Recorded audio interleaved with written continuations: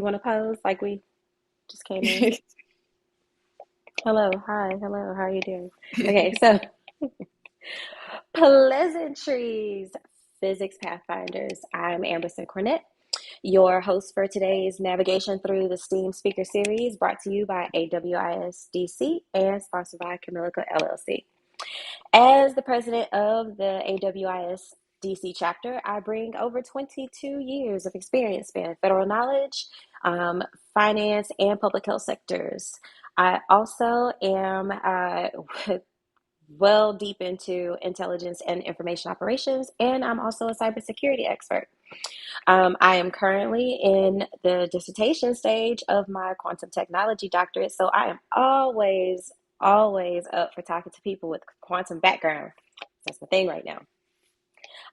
My work also includes significant stints in engineering program management and space medicine epidemiology at NASA Johnson Space Center in my hometown of Houston, Texas, as well as global migration and zoonotic infectious disease epidemiology with the CDC in your local area, the New York City area, right? So today's session includes our traditional showcasing of diverse talents with STEAM, so that's science, technology, engineering, arts, and mathematics. Or we're also going to include medicine soon. So we'll put that M at the end. But our speakers both emerge as professionals and esteemed experts. They hail from across the globe, highlighting our commitment to celebrating women's achievements in these fields worldwide. So we don't just do US, and we don't just do the East Coast, we do global. So like to talk to our sisterin out there. So it's my privilege to introduce today's distinguished guest and dear friend, because yes, you are such a dear friend to me now. You're stuck with me, Miss Yelissa Lopez. Her entrepreneurial spirit, profound contributions to engineering and physics, and unwavering commitment to promoting diversity in STEAM, which we are for, are truly inspirational. So let's explore her remarkable journey and gain insights from her unique experiences thus far. So I'm going to give you a little bit background of Yelissa because she's pretty extraordinary, I might say. So please welcome Yelissa Lopez, a recent graduate from Columbia University with her Bachelor of Science in Applied Physics, representing S for science in our STEAM speaker series. Yelissa's dedication to engineering is evident through her extensive exploration of electrical, mechanical, and software engineering, equipped with a comprehensive understanding of modern technology. Beyond her academic pursuits, Yelissa's passion extends into the realm of quantum computing. Yes, you heard me, quantum computing. I am excited. Where she has significantly contributed to developing error correction codes and education emerging scholars in the field. So she is not just here with her profound knowledge, she also educates as well in the same fields. In addition to her technical endeavor, she is the founder of Upcomers, a creative agency committed to supporting and elevating Black and minority designers by providing community, marketing, and essential resources.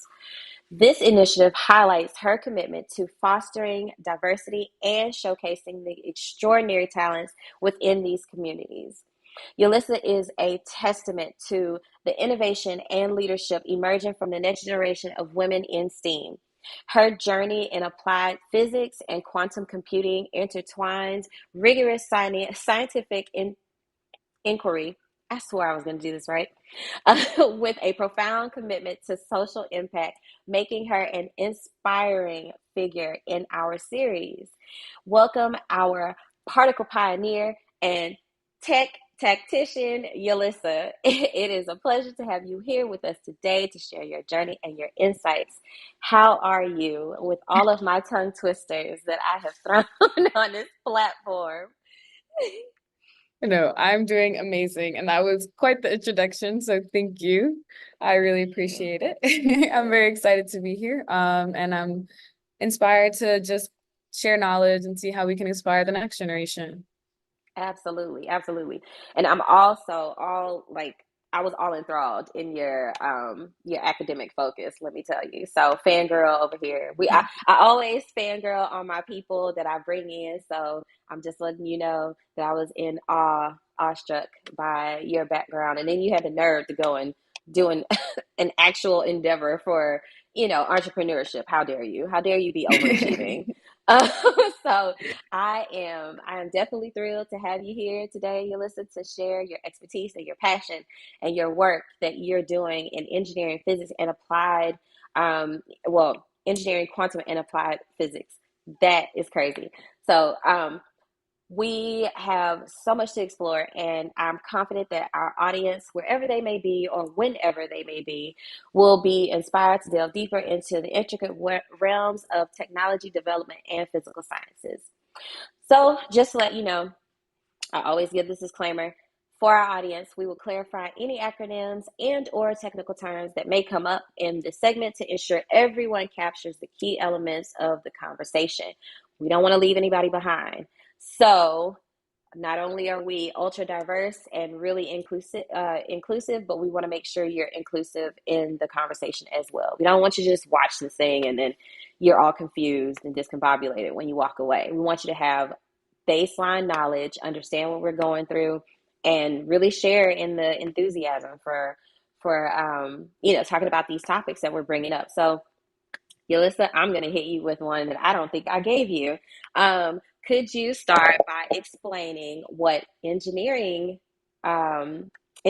physics is, if you want to break that up, quantum, if you want to break that one up, and then also applied physics, and what all of those are, because those are your backgrounds, right? And we want to know why you're on this conversation and developing this topic for us, and then we'll hop into the rest of the conversation. So I kind of wanted to throw that at you. I'm so sorry. I did not Yeah. warn you, but you're on the spot today. So, Quick question. engineering, yes, Oh no, yeah. So you want me to explain engineering, quantum, and applied physics? yes, as it pertains to your background specifically. Yep. Perfect. So interestingly enough, the reason why I picked my major applied physics was because it kind of was the intertwine between engineering and physics. So if we think about it, if you were just to major in a regular physics degree, you might enter a lot of the topics that are more theoretical. You might be taking astrophysics classes, things that are more to do with space. However, I would say with my degree, I really got to get the foundation of what engineering is, which is why I was able to explore all these different topics like computer science, electrical, mechanical through my major. And then I also got to explore emerging tech. So this is true for both if you're doing applied physics or regular physics. However, I would say for my department and my experience at Columbia, the applied physics department really does focus on specific areas in emerging tech. So there's a big focus on quantum computing, there's a big focus on plasma and fusion energy, and then also photonics. So I would say those are like the big three.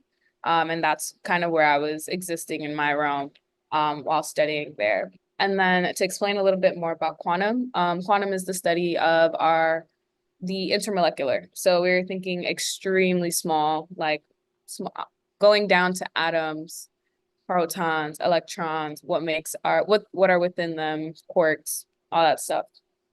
So quantum is the study of small particles, and then quantum computing is a little different because we're learning how to manipulate these particles or manipulate these properties in order to create a new age of computing. Fabulous. This is why she teaches it. I mean, if I if I came into this cold turkey, did not know what I was doing, and wanted to learn quantum, that explains it, because now I'm hearing, okay, go back to like elemental chemistry where you see protons, neutrons, electrons, and actually look at the atom level focus. So that's awesome. I appreciate that. And I'm sure the audience is like, wait, what? Okay, great. That makes sense now because I remember chemistry back in the day. Okay, perfect. Um, so I don't know if I want to throw this curveball at you again, but it might kind of weave into your educational journey, but we'll just see, because I want to talk a little bit about diversity too. But let's just see where we go. So, Yulissa, can you share what inspired you to pursue a degree in applied physics at Columbia University, of all places? Because I mean, you could tell me whether or not Columbia University is one of those like top ranking schools. I'm sure you're going to tell us. Please tell us. And how has this background influenced your approach to technology and innovation? Yeah. So I answer the first part, and then you might have to repeat the second part. Oh yeah, that's fine. So the reason why I decided to study applied physics at Columbia University, I'll first start with why applied physics. Um, I actually started off my journey not liking STEM at all. Like if I think back to my high school days, first 2 years, I was very much wanted to be a lawyer. I was into literature, history, and I absolutely loved reading. However, another side of me was I loved the supernatural. And for me, I used to study those topics like I'd read a book or two. The only science that was interesting to me was physics because it made sense of this supernatural realm, concepts that you hear in your favorite movies or shows like teleportation, time travel. These Yeah. are things that are actually real and actually exist, except in a different way, in a different understanding than they explain it. Right. So fast forward, I start my sophomore year in high school, junior year, and I'm starting to take more science classes. I'm having amazing teachers. I'm starting to join science programs, and I'm starting to think that this is a possibility for me. I'm finding out that I'm much better in math and science than I originally thought I was. And it wasn't until I did a program at the city college where I essentially found my mentor. And he was just super supportive from the beginning. Um, once when I met him and asked him to be my mentor, he like took it upon himself to really give me the tools in order to learn as much as possible, hands-on. So when I had entered the school, he was like, "Oh, like anything you want to be a part of in the school, let me know and we'll figure it out." And I had chose to Oh. be a part of the rocket team. So at that time, Like well, I'm just listening. I'm like, okay, so you found your way back to us. Come back, student. yeah. So at first, I was on the rocket team at City College, and they were kind of on a standstill. So I was kind of like, okay, maybe for this year, I should just start my own team. And that's essentially what I did. My high school, I started one of the first rocket teams within New York City because the rocketry landscape is pretty hard to one fund and two, we don't have air rights in New York, so you have to, or in the city, so you have to travel out Wow. and launch all this stuff. So yeah, that was super inspiring for me, and I started really becoming invested in this world of STEM. Like I really enjoyed myself thoroughly building the rocket, analyzing the data, fixing it in order to make sure that the um, rocket would fly an accurate amount of feet or meters. And that's when I was started to lean into the fact that, okay, going into college, I think I want to do engineering. Now, going back to my academic setting, I had two amazing physics teachers. I will say they very were very invested in my learning, made the topic extremely fun and continuously like supported us in terms of like what we wanted to learn and doing like future endeavors. So I knew I wanted to stay close to the field. And when I heard about the degree, engineering physics or applied physics, that was kind of like my aha moment where I could be an engineer, but also stay within physics and see where that would take me. In terms of my specific choice with Columbia, it's actually funny to know I did not want to attend Columbia starting I out. knew this was coming, so I was like, I'll just wait. Yeah, since I was born and raised in the city, I really wanted to leave. I wanted to go to like MIT, Stanford, Princeton, Yale. Like I'm a Questbridge scholar.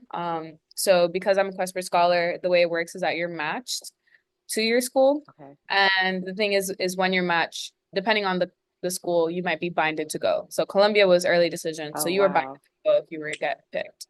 Yeah. So I had literally just put all the Ivies and I almost didn't put Columbia. It was my brother who told me, like, if you get into the school and you're able to get a full ride, what does it matter that you're in the city? So I was like, okay, fair point. And lo and behold, that's what happened. And honestly, it's probably for the best. I don't think I would have been able to do half as much as I've done without being in the city, just because I was so close to a lot of the connections and the mentors I had who really supported me. And then on top of that, the city is just brewing of people who are willing and already doing amazing things. So they really inspire you and propel you to move forward. And yeah, that's essentially how I decided to do applied physics at Columbia.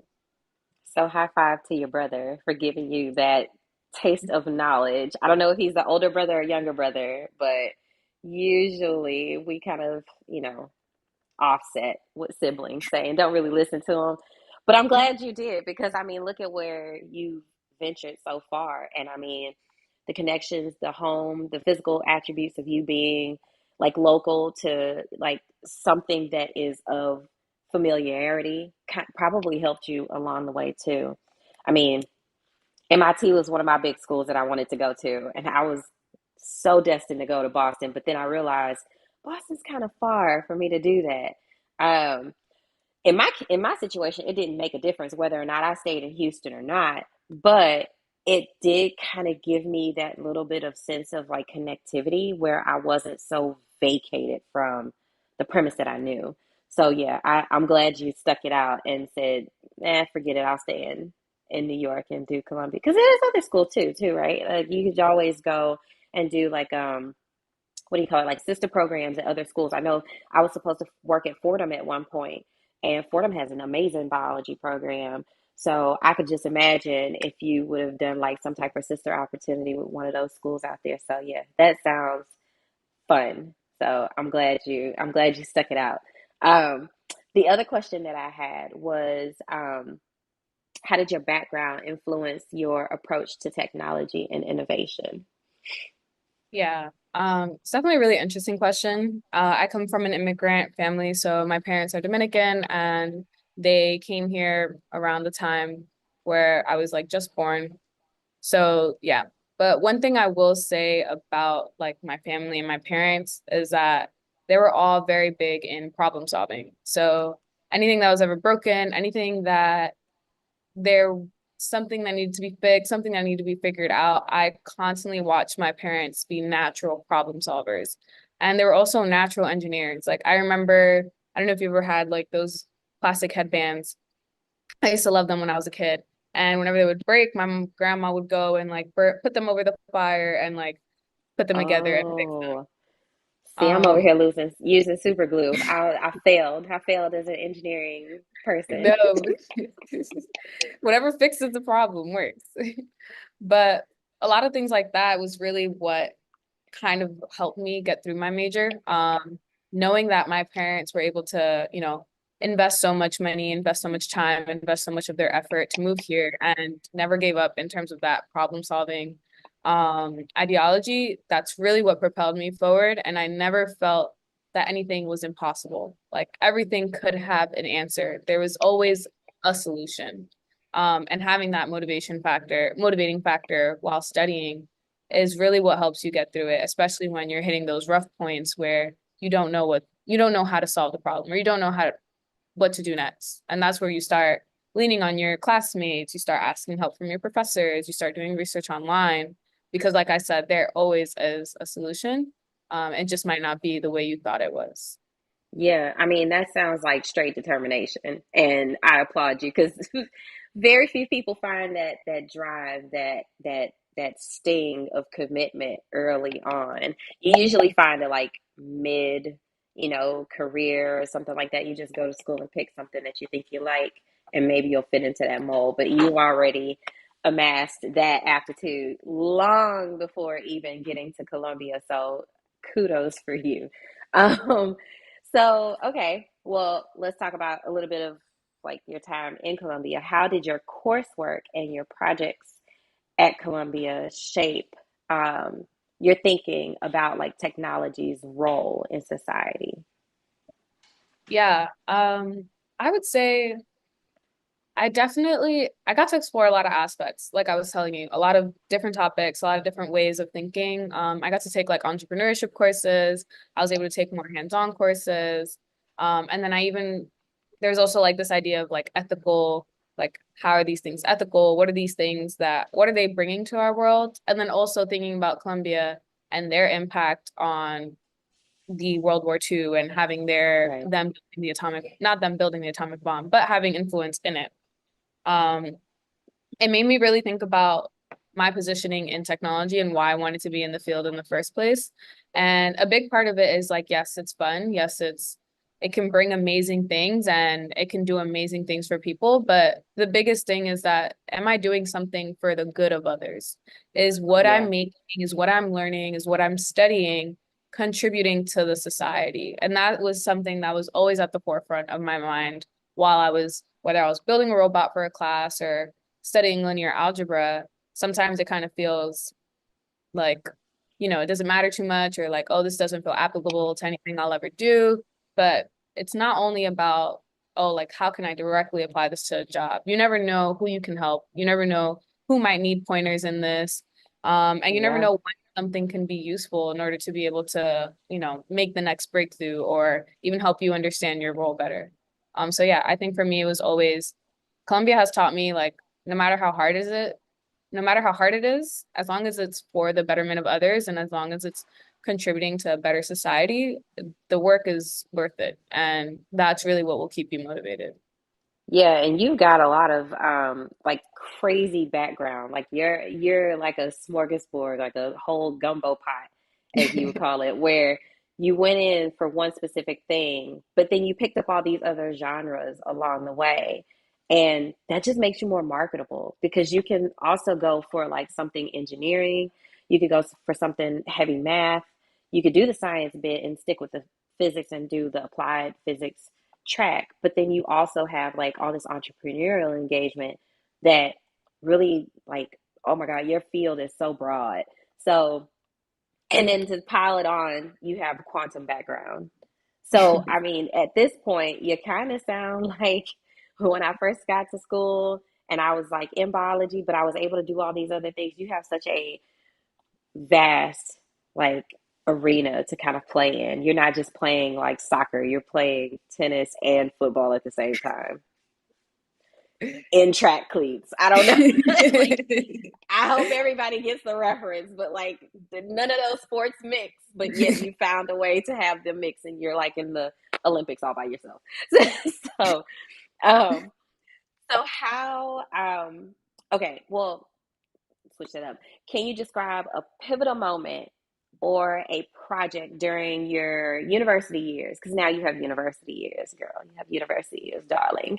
That helped you define your career path. Like, do you already have a focus on what career you want to go to? And then if you do, then Yeah. what project pivoted to that career? Yeah, this is a definitely I would say there's so many things that kind of define, Layered. yeah. Yeah. But I guess we can focus on two ends. So Okay. quantum and then my entrepreneurial journey.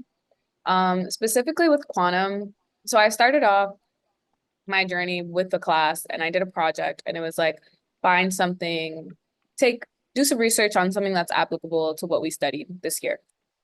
I thought it was like easy A, love this. But I ended up falling in love with what I was researching at the time, which was quantum computing, because it was a waves and quantum class. From that, I started doing a lot of self-study, did a lot of my own research, and I was able to land my first internship at IBM. Fast forward. Thank I'm telling you, things that I have you. not done that are on my bucket list. Continue. But while I was doing that, the technology was very interesting and the group was very interesting. But what I found the best part of working at IBM was talking to other people. And since I was the only physicist, helping the other computer scientists like understand more of what they were doing. Right. So that's when I started pursuing like the education route. And that I would say that was probably a very pivotal moment for me when I started teaching people about quantum computing, made me realize that this was the kind of impact I wanted to have. The technology isn't fully developed, it's not fully here yet. And as much as I could push myself into the books and, help the mission of making it more realizable, I wanted to be on the other side of the forefront and really help build the workforce such that when it was here, we had the people who were able to work on it. Right. And we had the community around it to understand because it's not only about teaching those who are working on it, you also have to teach people who are going to be using it, or even just having people in society understand what the technology is so they're not scared of it. Um, so I wanted to be more on the community engagement efforts. I wanted to essentially help make opportunities for others. And that's really what is where my career is going right now. So in any way I can align myself in community communication. So right now I do product marketing at AirCorp. Love the role. I really get to, hone on that idea of like well, how can I help this company better position themselves and educate others on what they're doing so it's accessible and digestible? So yeah, definitely I would say that's where I'm going in terms of my quantum journey, and what I want for my career. And then in terms of my entrepreneurial journey, I started my sophomore year of college, and it was out of a desire to I'm living in New York City. I was on campus and I'm living in the city, and I'm noticing that it feels as if I'm in a whole different world. Like being on campus at Columbia felt so disconnected from where I was born and raised, which was Right. absurd to me. And I wanted to essentially create a connection between these two worlds. And I've always been very heavy on like community efforts, community engagements. Right. So what I decided to do was, well, how can I help my community? How can I help bring them up and kind of bring them with me? One thing growing up in the city, you'll know, is fashion is a big world. Like, Big. yeah, creative culture, all of that. I would say growing up, like, people weren't too, school was there if you were that kind of person, but everyone loved the creative side of things. So I decided to create Upcomers, kind of honoring that, and then helping essentially bring up more entrepreneurs, specifically within the fashion industry, because I knew I could tap into so many other industries through it and kind of help uplift my community. So that's kind of where I'm at with Upcomers. And then, yeah, I know we'll have other questions, so I can expand more on where I plan to take Okay. I'm like, don't give away everything yet. Hold on to it. it. So, okay.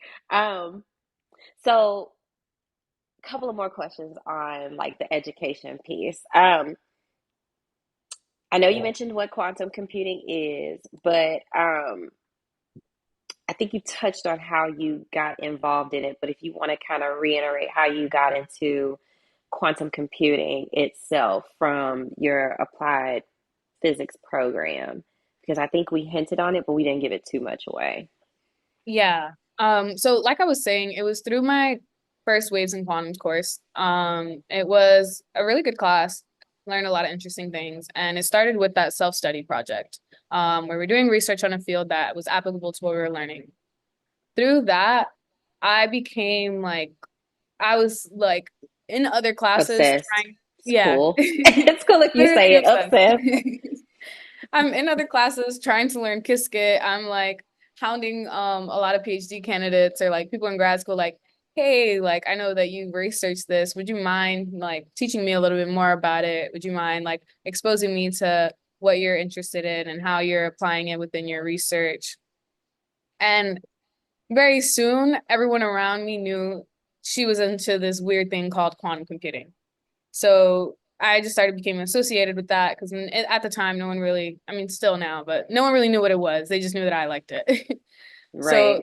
interestingly enough, there was a friend who recommended me to a program hosted by the coding school. And she was like, oh, this is like an emerging program within quantum computing. They'll train you for 4 weeks and then they'll partner you with a company. So that's how I got into IBM. Oh, Um, cool. Okay. I mean, I amazing. don't know if I don't know. Well, yeah, and I'm sure, right? Like, because how many people can work for like a multi-billion dollar company like that? Not very many people, me included, because I have not. But I'm definitely going to cite you for some information, like for the viewers, if they ever want to get into like a program like that, or at least I don't know if you're interested in having more students, but always maybe putting you in touch with some people that want to learn, quantum and things like that. Because like I'm in the middle of dealing with quantum entanglement, and that's gonna be so much fun because I didn't want it to be a part of one of my questions for my dissertation, but now that it is, I'm not upset. I'm just extra. So I might be coming to you and say, "Hey, you remember this stuff? Just help me out." Um, so, Definitely. um, why is quantum important in your opinion? Yeah. So why quantum is important? It's literally our future.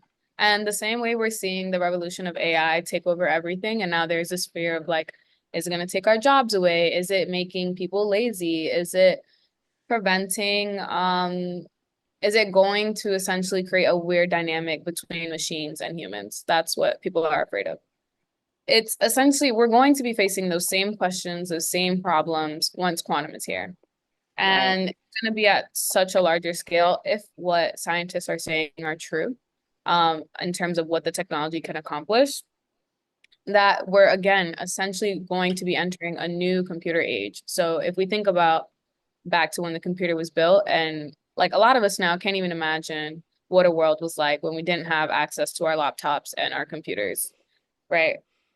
But that's essentially going to be a reality we're reliving again, of this new generation of getting adopted to this technology, learning what it can do, and then taking it to heights that people never thought it would essentially reach.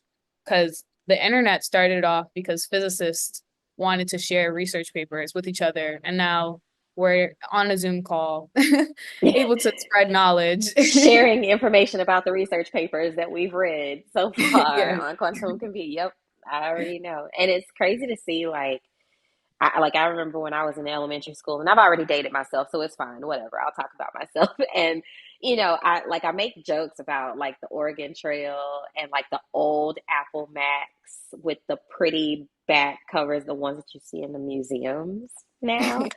Um, and how that technology has literally flipped completely in a matter of 20, 30 years is astounding. And I could only imagine with quantum technology, it's just going to multiply, triplicate fold this whole, array of, just a new genre of like creativity behind the focus of internet and technology and science and computers in general. I can't wait. So I'm totally interested. I'm for like technology advancement. I don't think a robot's going to take my job, but I do think that we need to incorporate things to make it a little more palatable for human existence. I think we definitely need that for sure. So I appreciate your insight because that makes, I'm sure, the audience feel a little bit more comfortable with accepting quantum technology and the computing of it all. So Yeah. let's talk about founders because founding upcomers, because I think that we want to hear your more creative side because, STEAM individuals can be creative too, right? So let's talk about motivation, right? So what motivated you to create Upcomers? I know you mentioned a little bit, but we like to reiterate here just to kind of catch people up. And what are the core objectives of your creative agency? Yeah. So I mentioned a little bit of how it really started from this feeling of feeling disconnected from my own community when I was still living here. But again, this idea that I grew up in a place where I came from like the inner city, came up on public school, and one thing that was always discussed and valued was the creative industry. Whether it be fashion, whether it be art, whether it be music, this was always in constant discussion. And as much as I loved it, I I personally didn't see a career out of it, but a lot of my friends did. However, they may not have the same structure or the tools they needed in order to really pursue it in the way that other people are. So that's kind of where my interest came in terms of like, especially after the Black Lives Matter movement in 2020, one thing that was really heavy on my mind was, well, how can I resource wealth back into my community? Because that's really a big root of the issue. We're lacking the tools and we're lacking the wealth and we're lacking the knowledge of what we need of what we need to do in order to put ourselves Right. in better positions and in order to fight against a lot of these institutions that are harming us. So that kind of stuck in my mind after the Black Lives Matter movement. And then now, fast forward being at Columbia, now feeling disconnected from my community, I was thinking of how can I tackle two birds in one stone? And the way I thought of that was, well, how about I uplift entrepreneurship and like businesses are in the formation. And at the time, I had known so many friends who had started their own like retail companies on e-commerce. So like selling on Shopify, selling on their own websites and promoting their own brands. And you've seen that rise during COVID because people had so much time to essentially like do this research and find their passions and kind of delve all their time into it. Right. So that's kind of where the passion started and where it came from. And then in terms of our pillars, so we had actually started off as a marketplace where we just showcase Black and minority owned clothing brands. And we kind of Okay. wanted to have a consolidated place where you can find a Black and minority owned brand and invest your money wisely. Fast forward, I realized they needed much more resources, and much more like community efforts in order to be able to make their brands much larger. It wasn't just about the platform. It was, do you know how to make an LLC? Do you know what an S corp is? Do you know the Right. differences and things like that? So starting in the first after the first year of my business, we started to reshape into a creative agency where we prioritize community marketing and resources because we found that those were the three things that these businesses struggled with. And these were things that we can provide through hosting events as well as having a resource hub where they can kind of share information amongst one another as well as research that we would do on the side. That sounds like a lot of non-gatekeeping here, and I'm so glad because that's one of the things that hello, we cannot do. If you have not learned anything from this platform and the speaker series, we try to bring people here that don't care about monetizing information like this. That sounds like you are pulling away from the monetization of starting businesses, structuring things properly where they don't penalize you later in taxes or some type of crazy situation with the, state attorney's office and things like that. That's what communities like that need. And when you talk about the prosperity and engagement of the diversity and the culture and the awareness in your communities, this is what we're looking for. And I so applaud you for it because that's big. That's big. And if nobody understands how big that is, you cannot talk about AWIS DC and the inclusivity and all of the diversity that we try to share and cultivate here and not talk about things like this, especially, movements and, segregative authorities and things like that, the pandemics that we had and all of that disconnection from society and trying to reinitiate the the the junctions that have been broken. So I'm super excited about like the rest of this conversation because this is good. And a lot of people don't want to get into it because it magnifies like a scope or this beam on them that just makes it like, oh, you're kind of like that untouchable thing because it's too sensitive of a topic. And we're gonna talk about it here. I don't care. So Yeah. we're gonna talk about it here. So, as a founder, as a fellow founder, because I have founded stuff too, girl, and I understand. As a founder, what was the initial steps you took to launch Upcomers, and how did you source your first clients or collaborators? Yeah. So if you've ever tried or looked into as an entrepreneur what you should do, the first thing they tell you is to identify a problem and validate that problem. So I probably reached out to about 300 brands and kind of just asked them like, those general questions of like, hey, what are you struggling with? What does your workday look like? What are things that you wish you can alleviate yourself from? And got a better understanding of my market and got a better understanding of what they were working with. And then I kind of just asked them after, like, oh, we're making this marketplace. We'd love to add you to our pilot. Would you be interested? So a lot of customer research, investigation, and that's kind of how we started. Out of the 300 brands we reached out to, in our first iteration, we were able to onboard I think we onboarded 55 brands. That's So big. yeah, it was really good. I remember like the website launch and everything, super successful. People were super excited. And yeah, that was essentially kind of how we first started. That is nice. Like, and to hear like people actually because let's just be clear, community engagement when you cold call like that, that's very hard to do. You get you might precipitate no's a lot of time, and that's very discouraging. So I'm so glad you did not quit on that because that would have been such a big sacrifice considering where you are today with the organization itself.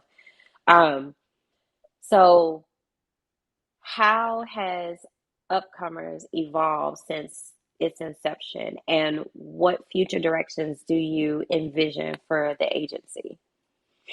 Yeah.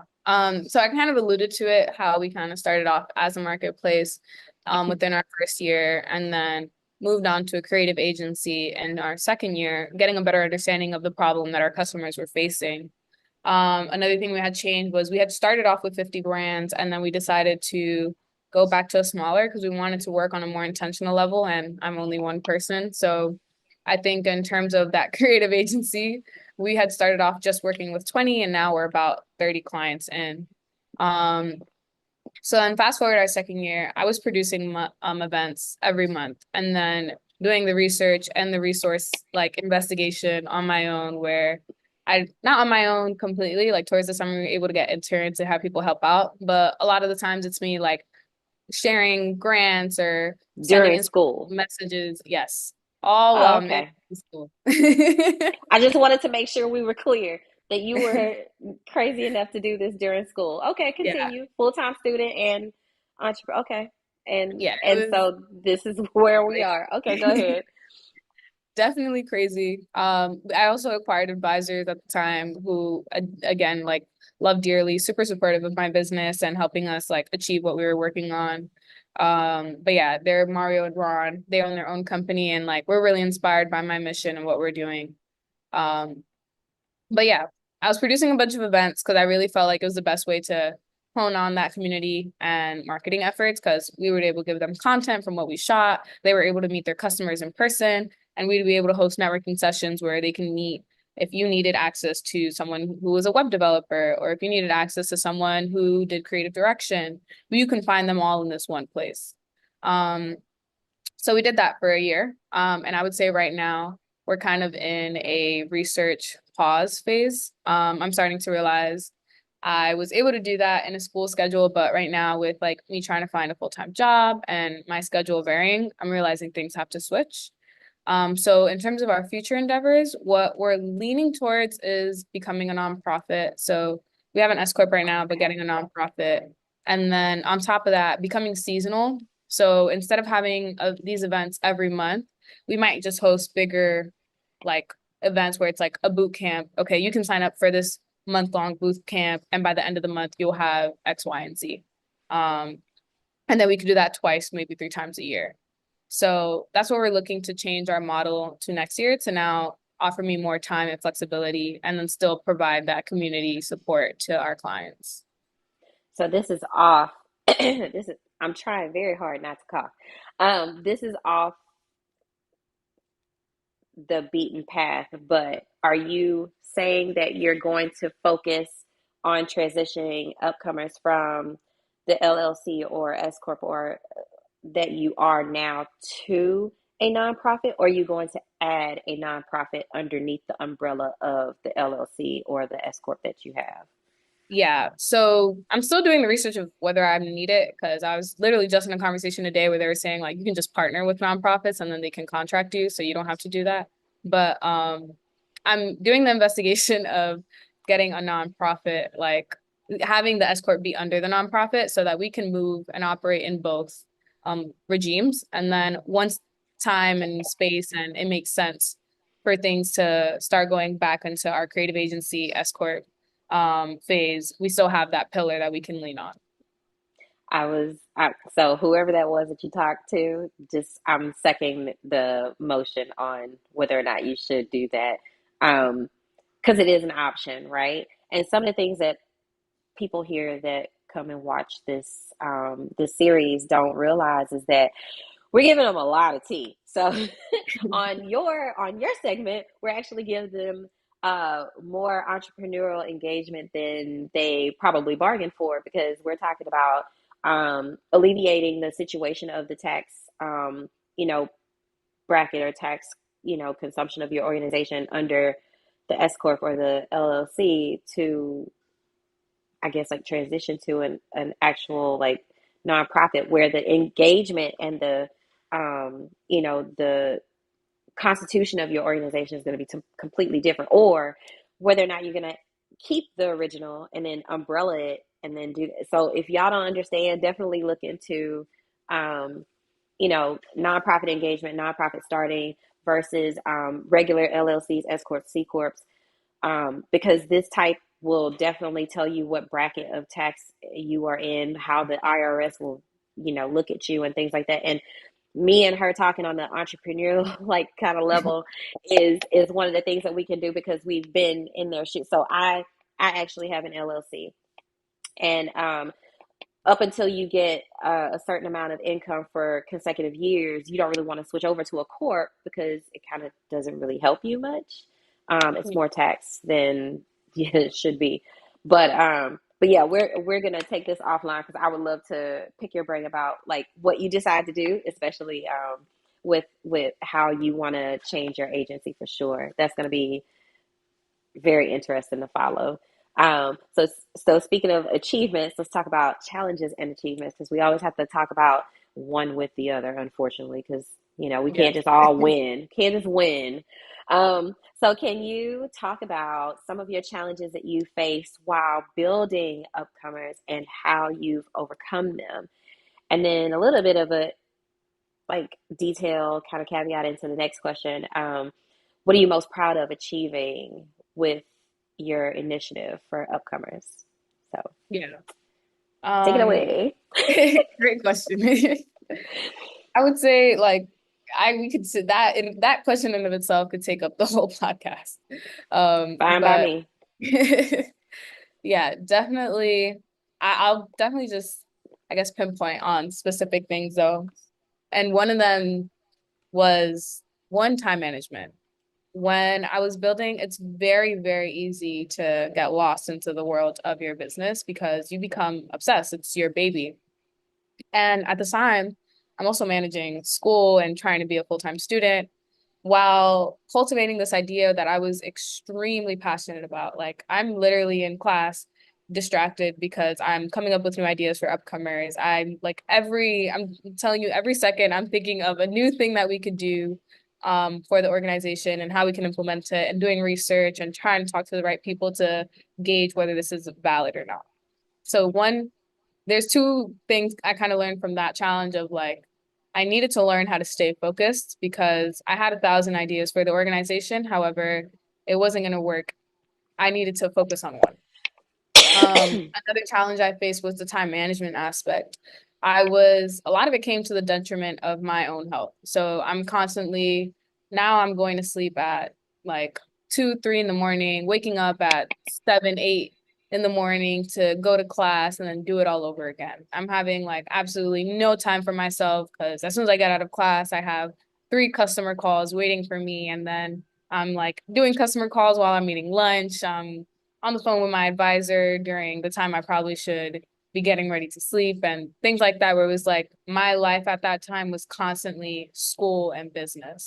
And I needed to find a better balance because it obviously wasn't sustainable. So that's definitely something I learned entering my senior year. So yeah, I could talk about that forever too. But outside of that, another thing that I learned was like how to build a team, and it's actually better to stay small until you have the ability to grow. Because it's twice the work to build a team. Because not only do you have to teach and train, like you know everything you need to do and you know how you like it done. But now when you're onboarding someone else, you have to teach it to them, train them, and then feedback, critique everything they produce as well to make sure it's unison with the brand and what people are accustomed to. So I made the mistake of building too much um in my Oh first yeah. iteration of having a team. So I had started off with I think I had it was like they all understood that right now I didn't have the financials because I wasn't even making profit from the Right. organization. But we had 3 like main executives positions filled, and then we had 5 interns from high school. So my idea was, okay, with me and these 3 others that were like, they were all in college, much more higher up, they would help me manage the 5 interns. But it just turned into me training um All of them. yeah. I kind of figured that. So that was super exhausting. And I decided after that, I was like, okay, actually, let's go back to small. And I started just taking like one or two interns at a time and then seeing how that worked. But yeah, that was definitely something else that I learned along the way.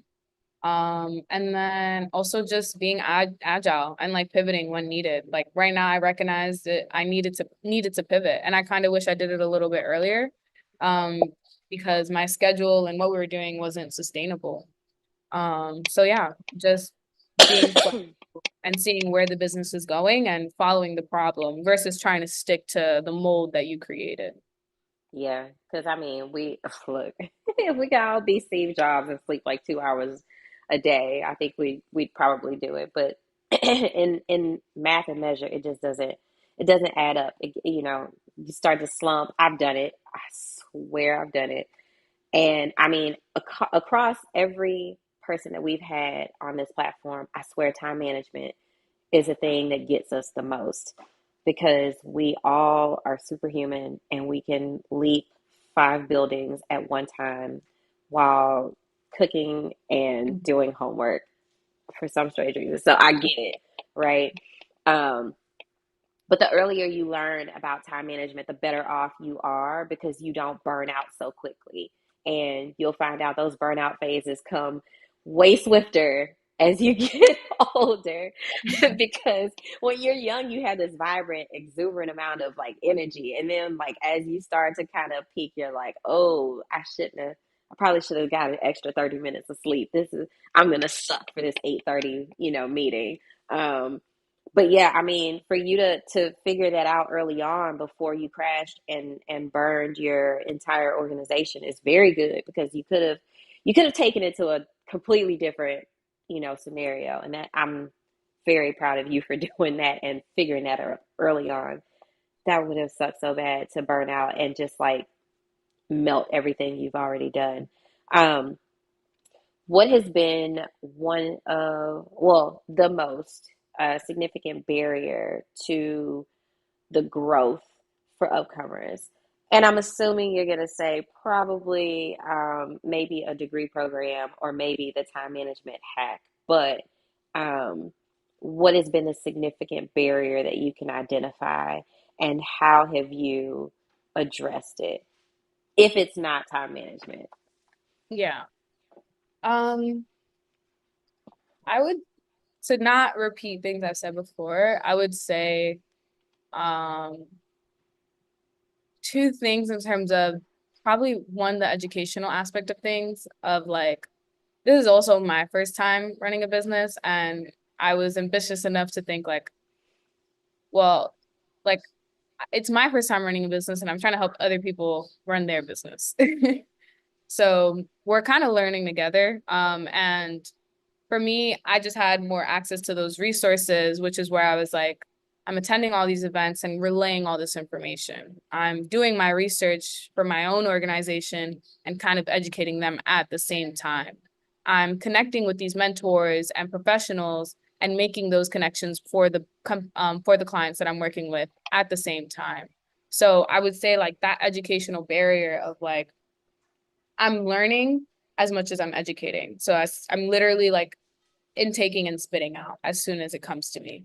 And that's something that I feel like obviously if I already came from the background, if I already knew like, okay, like these are the 5 steps you need in order for your organization to grow, and it wasn't this like test, try, learn method, Yeah, be much faster for my clients to grow, and for the business to grow as well.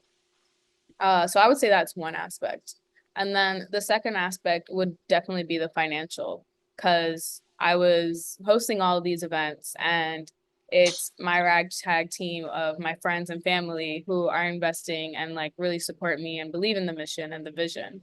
And then on top of that, it's like, well, venues cost and all these food yep, and rations and all these things, they all cost money. So I had to start thinking of other ways that I can save money in these aspects outside of just employing my friends and family to do a lot of them. But it started becoming, I needed to rely on partnerships and I needed to be reaching out to my resources and organizations to see yeah, if they could cover the cost of the venue, see if they could pitch in some money to make it lower the cost in terms of what the tickets were going to be sold at for the event. and all these things. So I would definitely say those two, education and like the financial aspect, were one of my biggest challenges, and that's kind of how I overcame them. And then in terms of my proudest moment, actually was recently the last event I hosted. It was it was my proudest moment because of two things. It was the first event I hosted where I didn't feel like obliterated tired after it. Um, and it was an event that I hosted that coalesced my two personalities of like creativity and tech. So we had done, it's called the Synergy Symposium, Okay. and we explored the intersection between fashion and technology. And I got to essentially get some sponsors on board where we had um, my school like essentially sponsor the space for us and have a bunch of like the decorations and tech already provided for us. And then we had brought in other sponsors to fund the grants that we were able to give to the startups that were pitching at the event. Um, and then we got a bunch of like panelist speakers. So I was able to directly connect a lot of my mentors and a lot of the people I was kind of getting this inside information from to the audience and to my clients directly. And it was just an amazing night where like we focused on underrepresented students and young people who are interested either in tech or fashion and don't see how to merge the two, or they're looking Okay. to essentially grow in this like field. And we were able to get all panelists who essentially had done that exact thing. Um, so it was definitely like an amazing event, and it was amazing to kind of inspire the next generation of people in fashion and tech, or not even just fashion, but the creative industry and tech. Um, and then it was just really successful in terms of like our outcomes, in terms of acquiring sponsorships and all that stuff. So that was probably like such a great fulfilling moment for me where I finally felt like, okay, like I did this right. So yeah, definitely the Synergy Symposium. And so that Synergy Symposium, is that something that you curated, or was this was something that was already like curated before and you jumped on board with the Inception group, or what is that Um, for? So this was actually something I curated with another friend of mine. She's at NYU and she also owns her own Okay. startup. So that was like one of our best collabs. She owns Mega Change, which is essentially an organization that represents women in STEM. So she highlights those voices. And I had texted her and I was like, hey, I think we should like host something together. And since she's kind of like on the tech side, I'm on the fashion side. I was like, what if we're able to kind of mix these things and host an event where we're exploring this intersection? So she was down for it. We hosted our first one at NYU, and then I was able to bring it on to Columbia. But yeah, it was something that like we kind of developed together. Okay. That sounds awesome. Like, I don't know if y'all are deciding to do another one anytime soon, but if you are, and if you think you're gonna keep it going, I can definitely post it in the descriptions here in this forum so that people can see. They can also, go back and check it out. Because I don't know if people know, but the last talk we had with Ruth, I went back and I actually put all the information for like the um pathways and a bunch of other stuff that we talked about. So anything that we talk about in here, I try to always go back and put the information in the description box. So I'm gonna try to not let you. I'm gonna try to not forget, and I hope that we can collaborate after this and like make sure we get all the pinpoints and put them in here so people can come and find you and your colleague at NYU. Sounds like a little bit of my competition because she's doing the voices kind of thing in STEM, so I might need to talk to her too. Okay, so looking back, what do you think you would do differently in managing upcomers if you had the opportunity? Yeah. As you always say, hindsight is 2020, but Always. I would say in terms of what I would have done differently,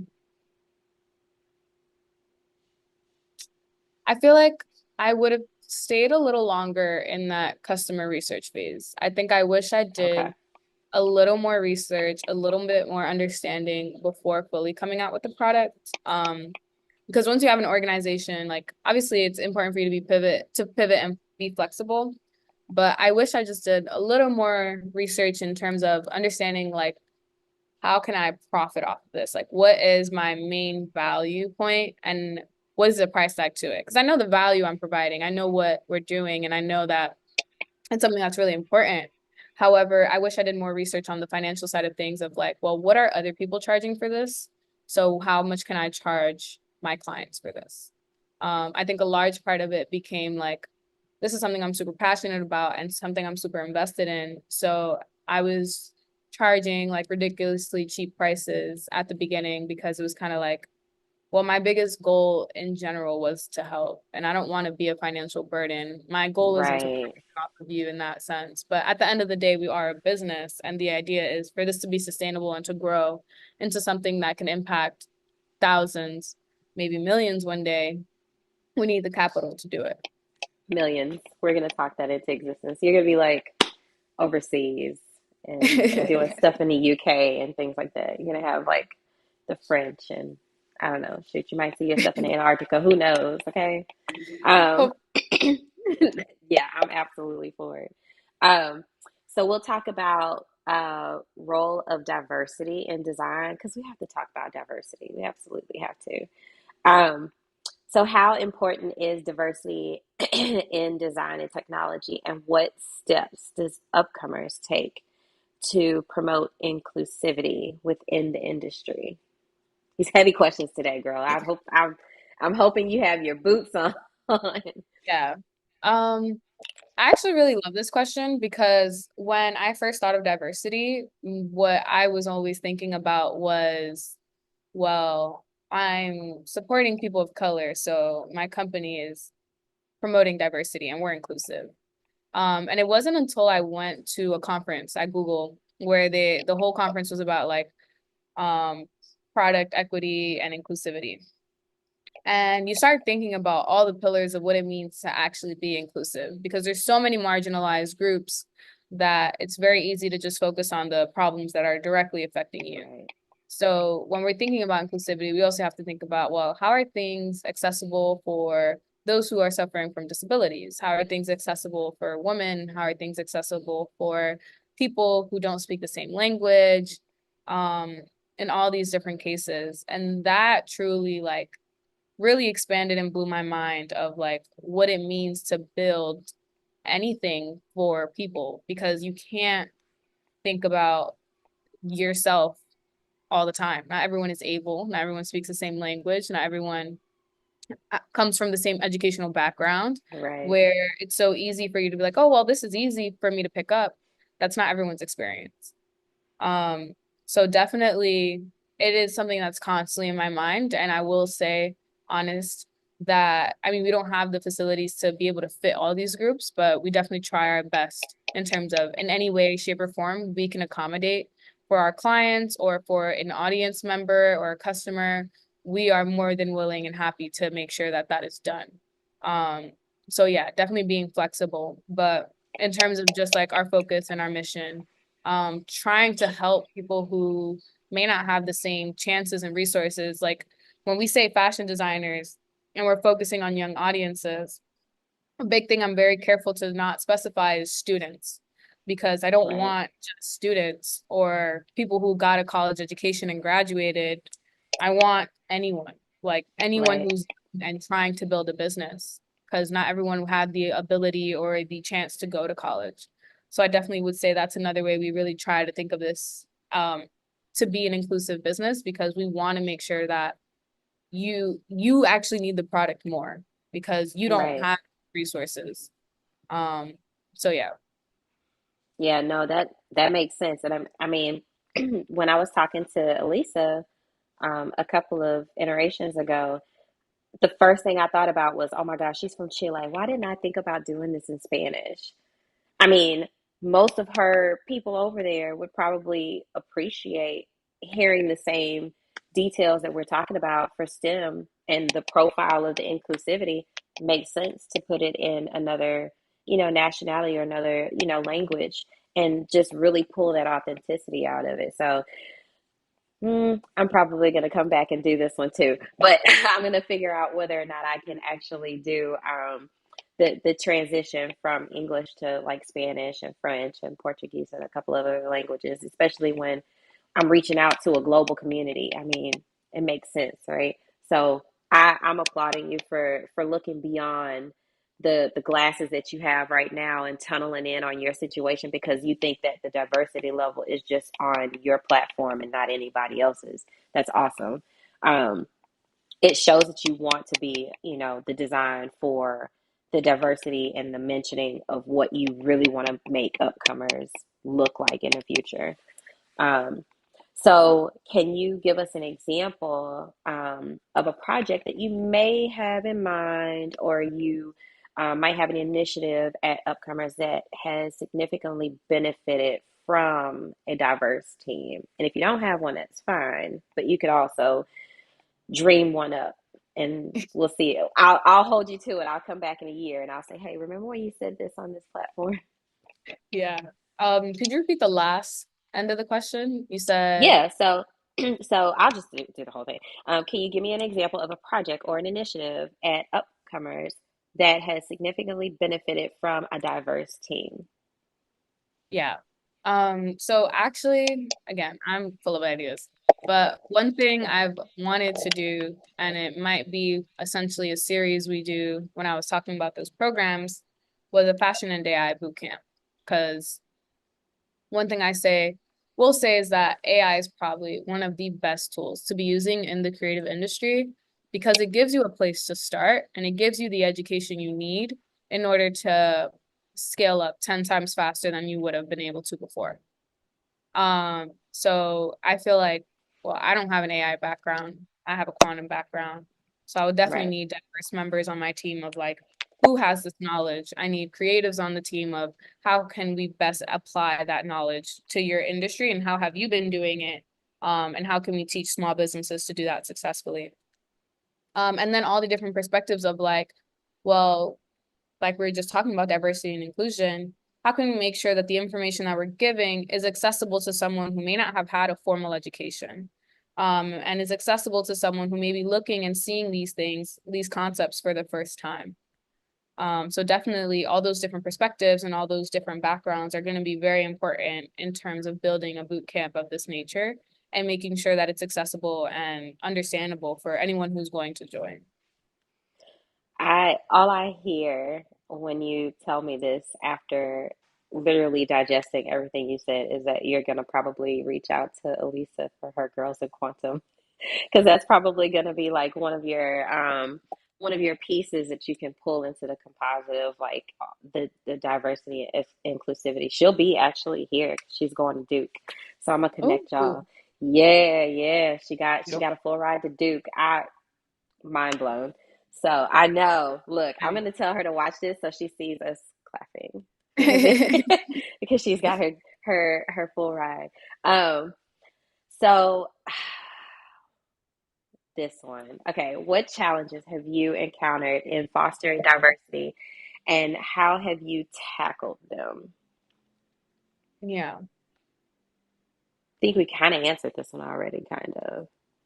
Yeah, in terms of challenges that yeah, definitely of like one, expanding my definition of what diversity means outside of just serving people of color. But then two, how do we implement that, especially with limited resources? So Mhm. not having the technology or access to make sure that whenever someone enters my website, it automatically changes to their language. Or if someone is blind or deaf, the technology makes sure to like work and serve for them. So yeah, I would definitely say that's probably like one of our biggest challenges, and it's something that I'm continuously learning and researching in order to make sure we're implementing that for everyone. Yeah. Look, I we're gonna hop into like impacts because this is a perfect like caveat into impacts and community engagement. So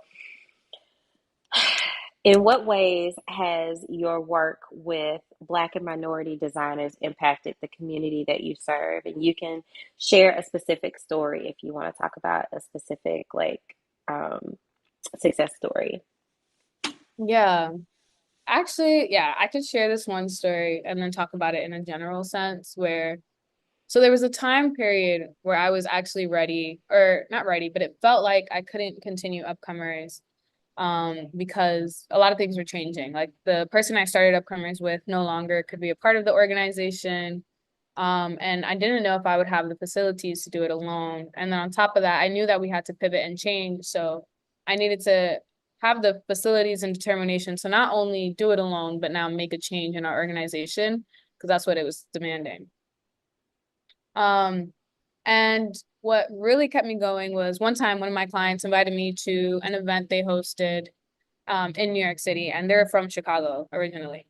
So when I had went to their event, like I just like my first time meeting them in person, and they were super kind, super like supportive, and like really took their time to like make sure to explain like the whole aspect of the event, introduce me to their whole circle.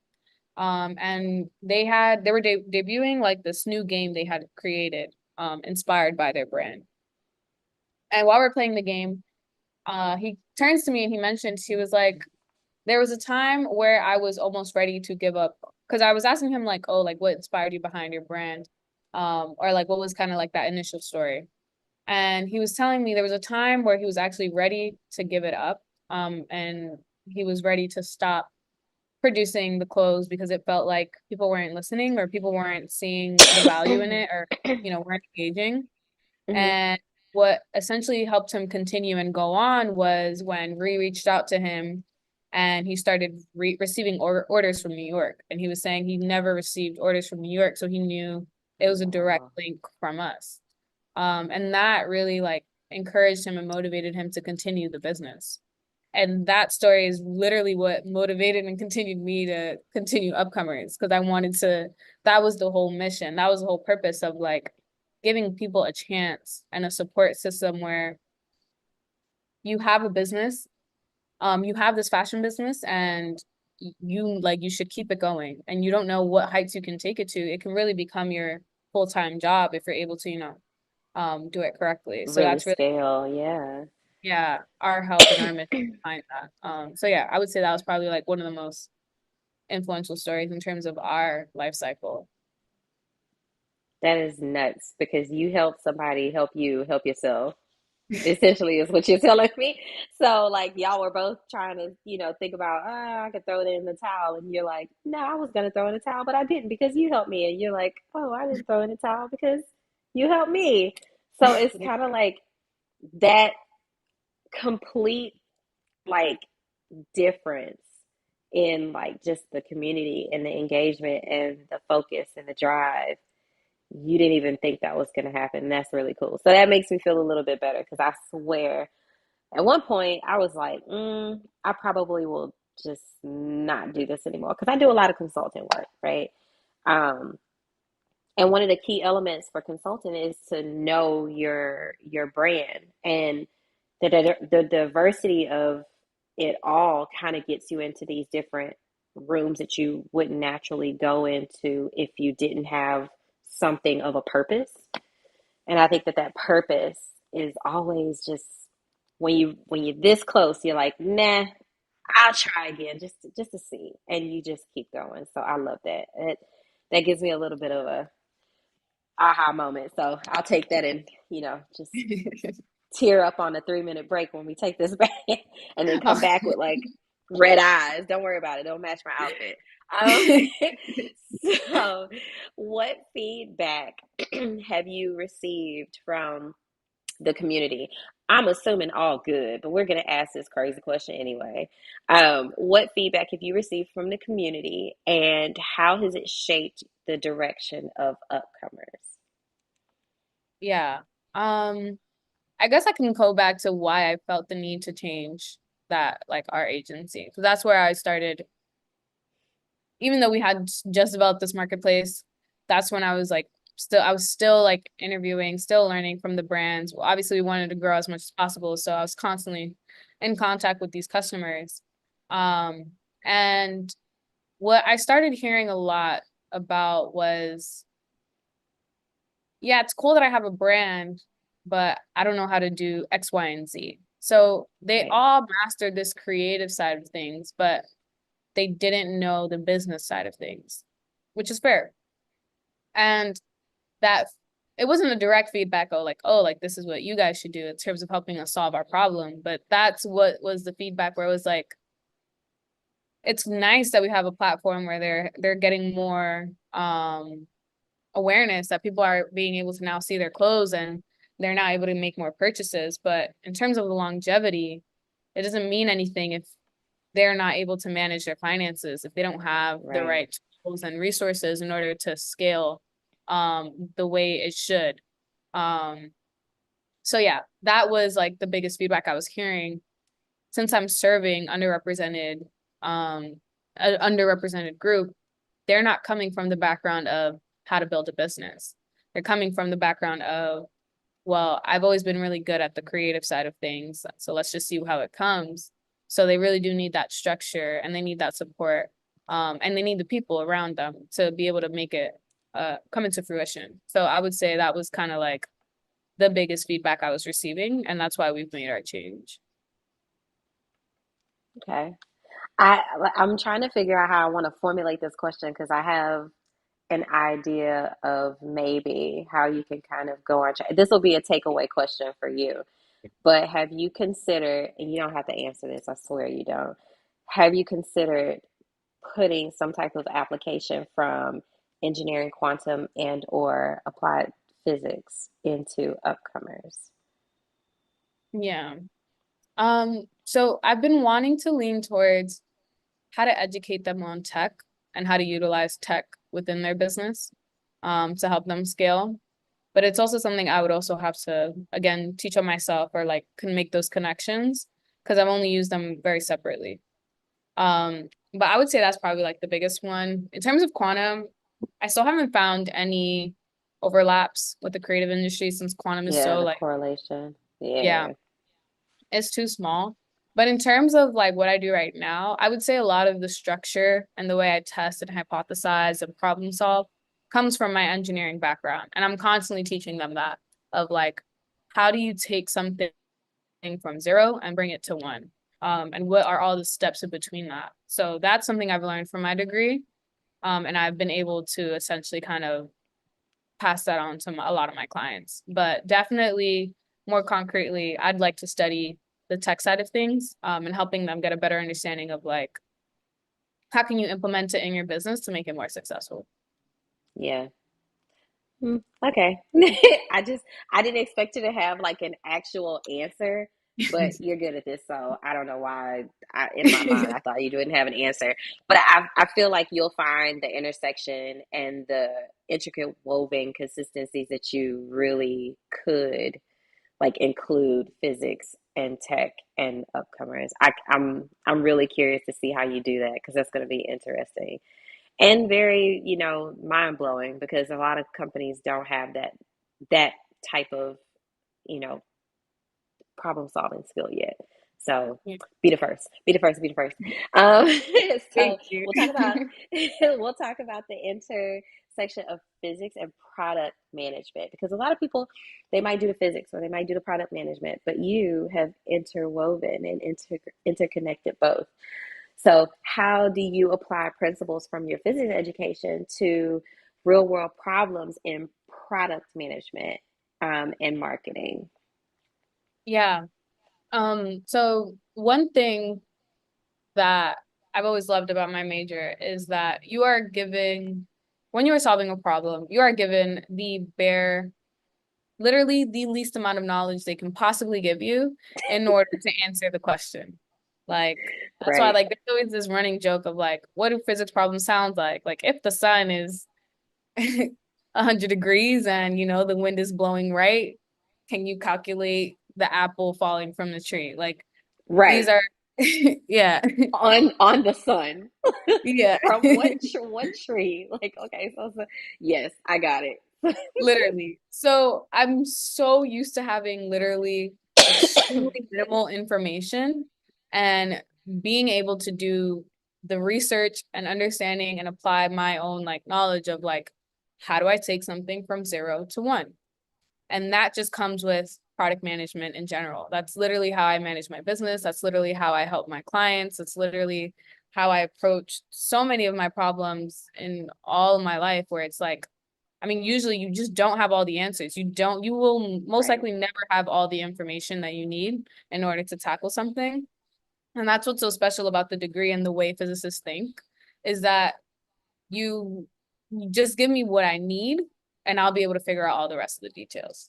So that's definitely how I've applied it to product management. And then on the marketing side of things, I would say that I got a lot of my marketing skills and understanding from like educating others. So that's where like a lot of that passion comes from, outside of just like my creative inclination and like liking to make things look nice, and knowing how to engage a Gen Z Yeah. audience based off of just my own experiences. It's really, I've constantly been in the classroom. I've constantly been teaching these really hard topics. So I know how to make things digestible in a way that people are still engaged and interested, and kind of just putting in, again, that necessary information. If you're interested, you'll continue and learn more. So yeah, definitely have applied that through like that lens in terms of marketing. No, that makes total sense because I think that's going to be the future of education. How to keep how to keep people focused in like Gen Z and like further on, especially with some of the I don't want to say old school, but there's really no other way to put it. Like an old school model of, the regular audio visual learning spectrum that we use with chalkboards and things like that. Now we have iPads and like Google and everything else. We're going to have to keep up with that so that we keep their focus so that they still learn and still apply it to general knowledge. So that's definitely something that you'll have to probably teach me because I'm going to be out of character. So, what unique perspective does your physics background bring to your roles in product and project management? And those are different for the audience. I don't want to, I don't want to make you feel, not inclusive or inferior. But product and project management are two totally different things. So, Yelissa, please explain the difference The- between the two with yeah. physics application. Yeah. So in terms of product management, and then you can also correct my understanding, because I wouldn't say I haven't had a formalized product versus like project role. Okay, I got you. I'll catch you. But from my understanding, in terms of product management, you are the owner of, let's say, this concept, this idea, this product that your company or your organization is trying to build. And your role is to make sure that the communication between the team is done effectively, as well as keeping that center focus of what the customer needs and wants, and making sure that's always communicated and done in order to achieve this product. Right. Same thing. Yeah. And then on top of that, you're also in charge of the life cycle after that product is launched. So you're in charge of knowing like when something goes wrong, you know the customer the best. So you should be able to kind of determine like what's happening in the industry or what's happening in the world or what's happening with my customer for why engagement just decreased or why we're having this problem right now. Right. Now, project management, from my understanding, you're kind of overseeing a product manager. You're now overseeing a much more larger scale because your job is to make sure, obviously, that everything is done and completed on time. And outside of that requires a lot of logistical work. You're working with financials as well now, where you're making sure that everyone has exactly what they need in order to bring this concept to life. However, you're Yep. not always directly into like, oh, what the customer is thinking, what the customer is working with. You're much more internal, working with the team and making sure they have everything they need and being in a much more organizational position to make sure that like things are moving smoothly, all the deadlines are like up to par and things are being done on time. Yep. And you in with your product life cycle, you do your closeout phase, and your product management team is all encompassed into your project management spiel. So you have your suppliers, you have your engineers, you have your focus team elements, you have the person that actually does the scheduling, the product testing, and all the other enigma pieces that go into your milestones up until the end of the project, and you're done and you've delivered. So yeah, you're absolutely on the money for all of that. So yay, I didn't have to do nothing. So you just did it all yourself. So Now, um I I want to take a little bit of an opportunity. I know we've been going at it for a little bit. So I believe, look, here I go with my little puns and stuff because I'm lame and I don't have anything else to do but just write these. So I believe that it's time to build new horizons. So feel free to recalibrate or stay stationary, and we'll reboot in just about 3 minutes. I told you, I'm coming with them. They're so sad. Stay tuned. No Stay worries. tuned. I think they're amazing. Yes, I have a buy-in. All right. Stay tuned.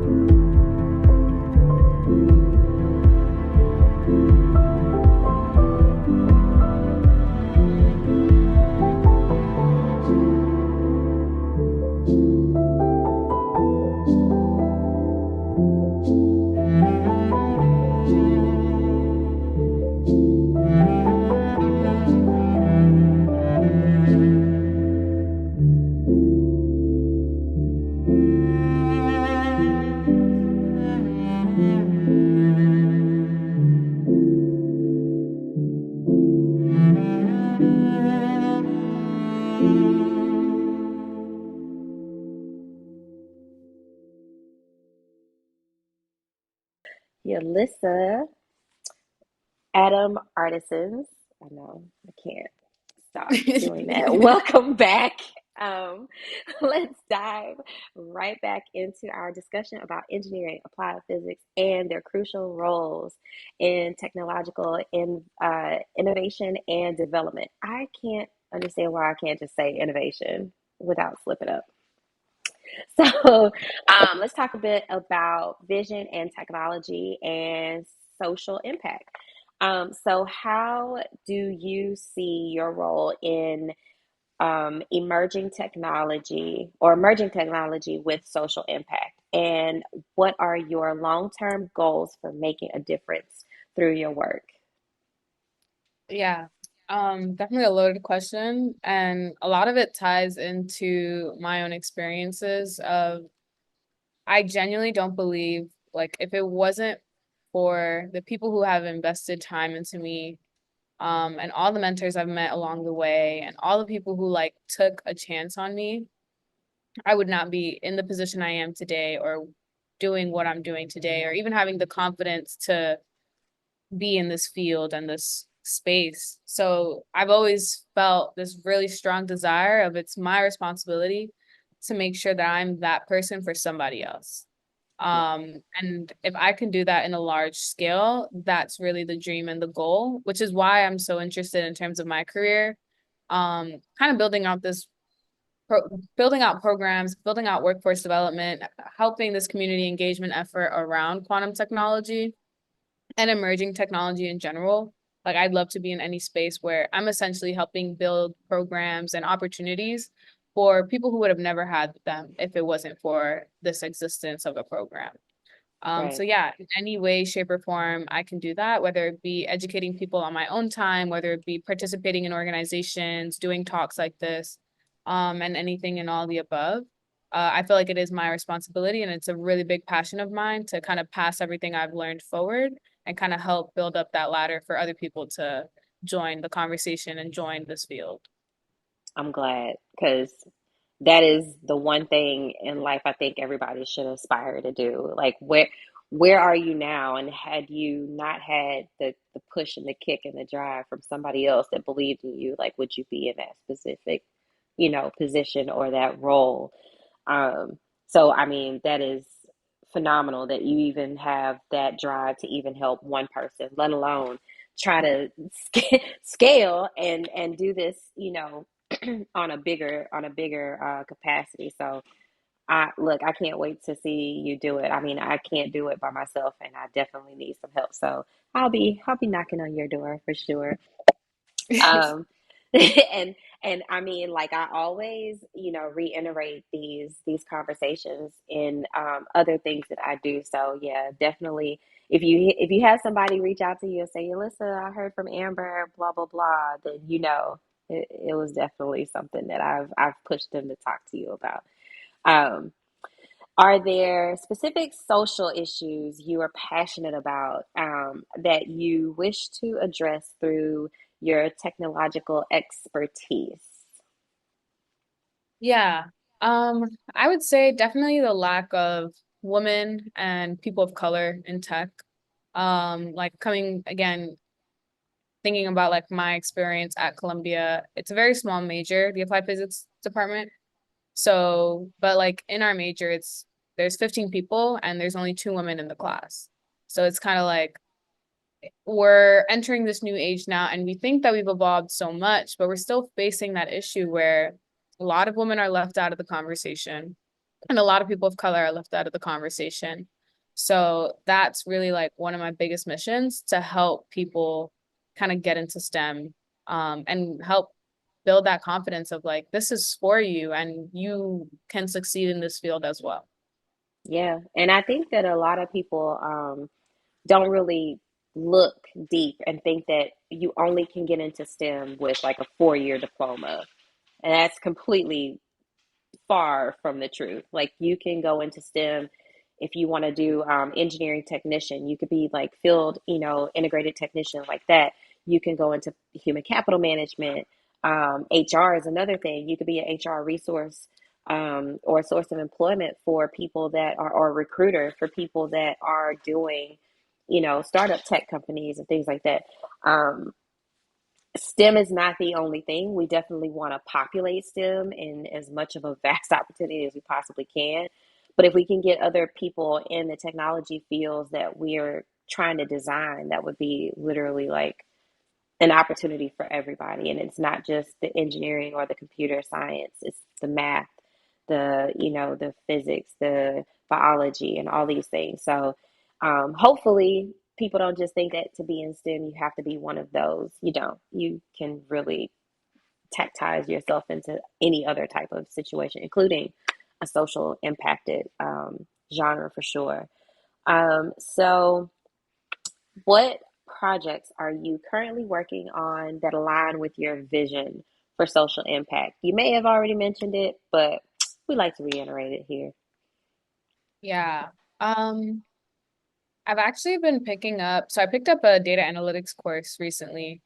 Because like I was telling you, I want to essentially help my company, like my clients, build that technical savvy side where how can they build their businesses and use technology in order to do that. So I feel like by me understanding data analytics on a deeper level, I can kind of help them gain that understanding of their own analytics and how they can propel their company forward by understanding trends and marketing and what is doing well, what isn't doing well.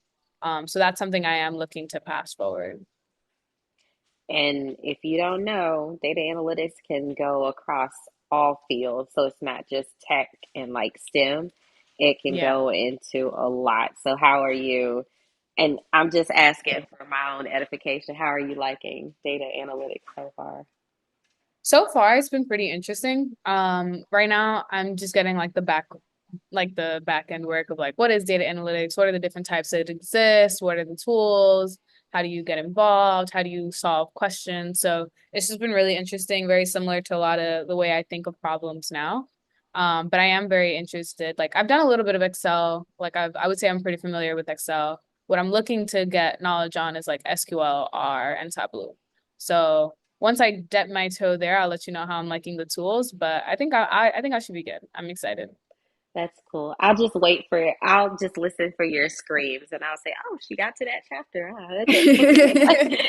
Because I know what you're in for, man. Oh my gosh. I used to work with mostly Python and R. R more working at JP Morgan because we did a lot of like platform analytics on that. So, like the operations of the bank, a lot of the algorithms that we were actually adjusting for the consumer and commercial sides were from Python and R. So, I mean, again, this does not stay in STEM. It can go into data analytics for finance, data analytics for public health, and things like that. So, yeah, if you haven't hopped on the Yelissa knows everything about things that can get you into these different spaces bandwagon, you are late. Uh, so, let's talk Yeah. about advice for aspiring well, actually, did we talk about this? Let me think. We talked about the social issues. We talked about the vision for social impact. Okay, so yeah, we're on the right track. So, advice for aspiring entrepreneurs, because I mean, we can talk about science all day, but to actually incorporate science and tech into entrepreneurship is one of those things that is a big plate. So you are spinning on a big plate, lady. Yeah. What advice would you give to young women or all inclusive, however you want to play it, but young women who are interested in entrepreneurship, especially in the fields of STEM? Yeah. I would first start off by doing some kind of educational course, like whatever you have access to, because there's so much that exists in terms of the realm of getting you started on entrepreneurship. I don't genuinely feel like, you need to get a MBA to start a business, but doing like a 4 week course, doing even a self-paced course, just introducing you to the field, understanding of like what it takes to be an entrepreneur and making sure that is for you. Because a lot of people like to glorify what entrepreneurship is and make it seem like, Yes. oh, like you have the freedom now. You're no longer working a 9 to 5. All right, well, now you're working a 24/7. Now Like you this is thought you got rid of this staged effort and you only had like these 8 hours, but now your entire life is encompassed. Congratulations, yeah, entrepreneur. you lost you lost your boss. Now you don't have an annoying boss, but now you gained about all your clients. Like your clients are now your boss. You have to make sure Right. that they're satisfied and that they're um, you know, you're doing the best Yep. job that you can. So you multiply the amount of people that you're now responding to, outside of everyone else that you're interacting with to make sure that the organization is running well. Right. So definitely you have to identify, is this for you? Like, is this something that you're interested in? Um, and like, do you have the passion and drive to go through it? Because obviously the rewards are lengthy and there's a lot of reasons why people go into entrepreneurship, especially for STEM. But it has to make sense for you and you have to see yourself being able to do it for the long run. So that's like my first advice. And then the second advice is definitely iterate, like fail fast, like iterate quick, put your first product out quick, get an understanding of your customer and the problem as fast as possible. Like once you have an idea of like, okay, this is the problem I'm trying to solve, that validate that with as many people as possible, and then create something to see how they respond and interact with it. A lot of people have this idea of like perfectionism and trying to make sure that their first iteration is the best version, because it's a reflection of themselves. But if you never get anything out there, you'll never be able to start. So to make a ragtag product that essentially has the basic functions that are needed to test your idea and make sure that the direction you're heading makes sense, such that in the long run, now you didn't invest 100 hours of your time into something that you now realize wouldn't work or it doesn't work. Right. Um, so yeah, I would definitely say those are like my biggest advice for people I or for mean, women. and then come see you because you have all of the tea. No pun intended. I swear. It's nothing to do with me and my weird cough today. But I definitely think that that is two things that would make or break your relationship with entrepreneurship. Knowing that you have a product that you can pitch. And if you don't have a product and you're only doing consulting, that's a little bit different. Now you're selling IP, you're selling your intellectual property and managing it, amongst different organizations. So that in itself can be a big tease too. Um, so I like those. What common pitfalls should aspiring entrepreneurs in tech specifically be wary of? Um, hmm. I know I I got to would, think about this one too.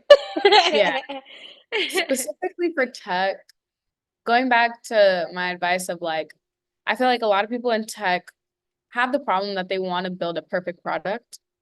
So like again, that idea of like just build something that works enough. You don't even have to build something. You can just have a really thought out concept and see how people react to it. And like get your first clients before you even have anything out, see how like are you actually attracting people in order to use your product and to use what you're building. And then I guess another common pitfall for people who are in tech who do startups is this idea of like exclusivity of I can't talk about my product or show anybody my product because someone's gonna steal it. No one's if they do steal your idea, that means you're on a great run. You're doing a great Right. job.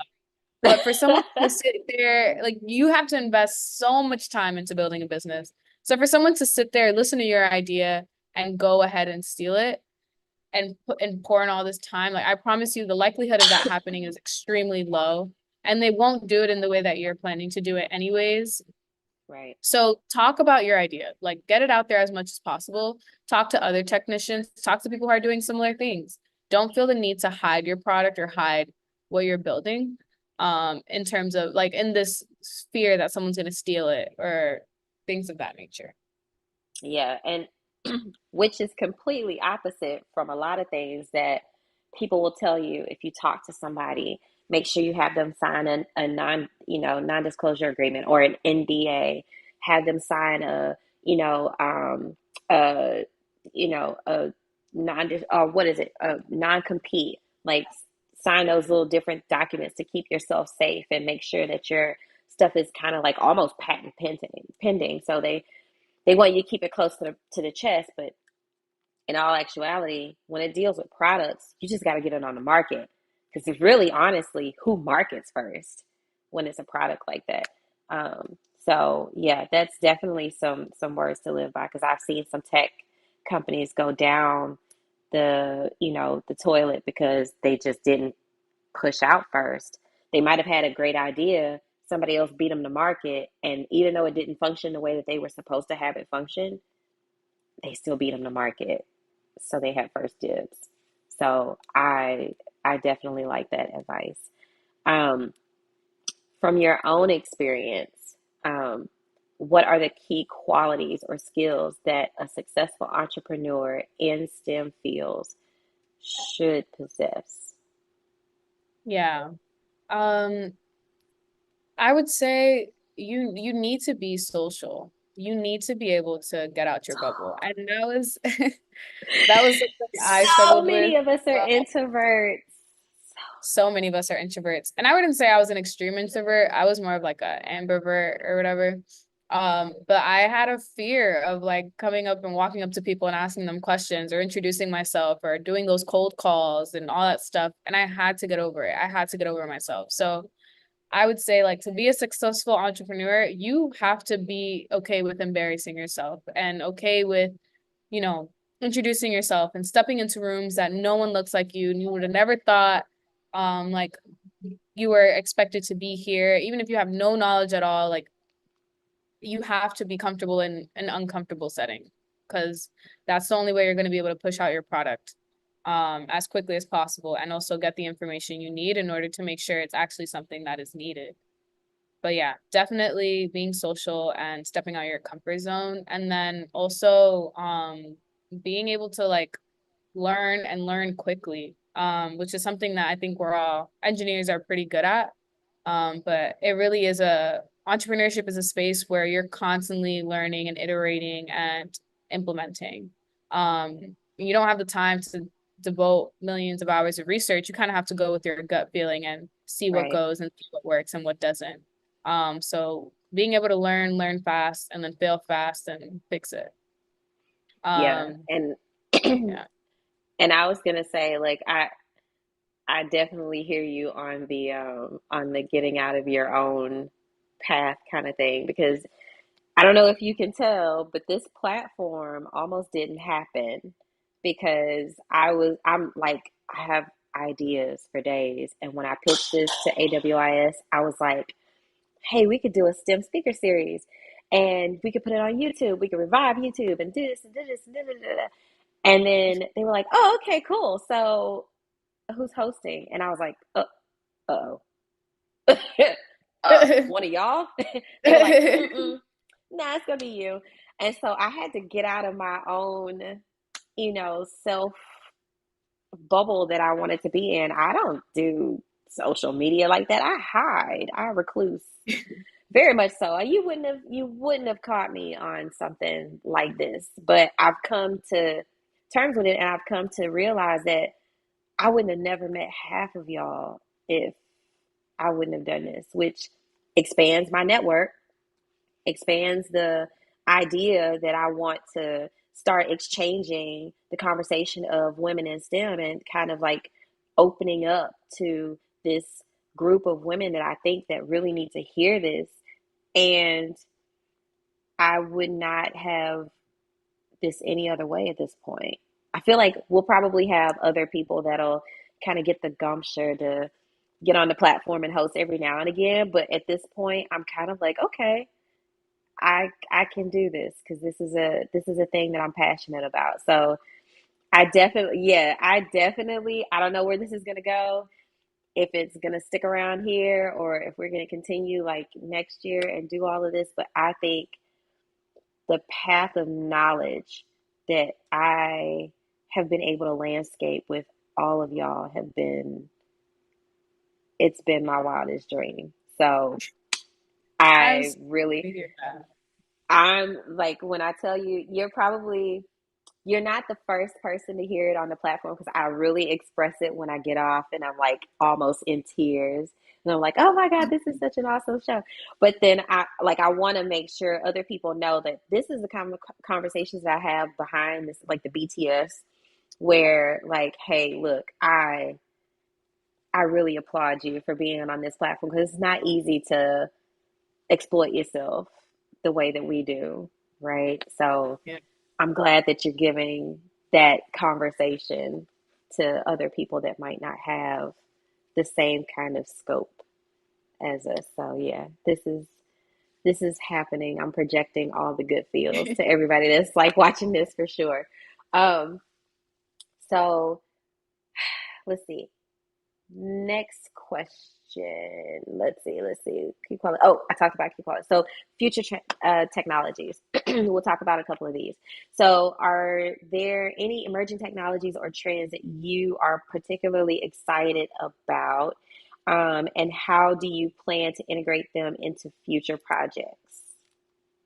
Yeah. Definitely, like we talked about quantum, so I'm not gonna say that one again. But I would say I'm actually very interested in AI. Like I've been trying to kind of do my own self-research.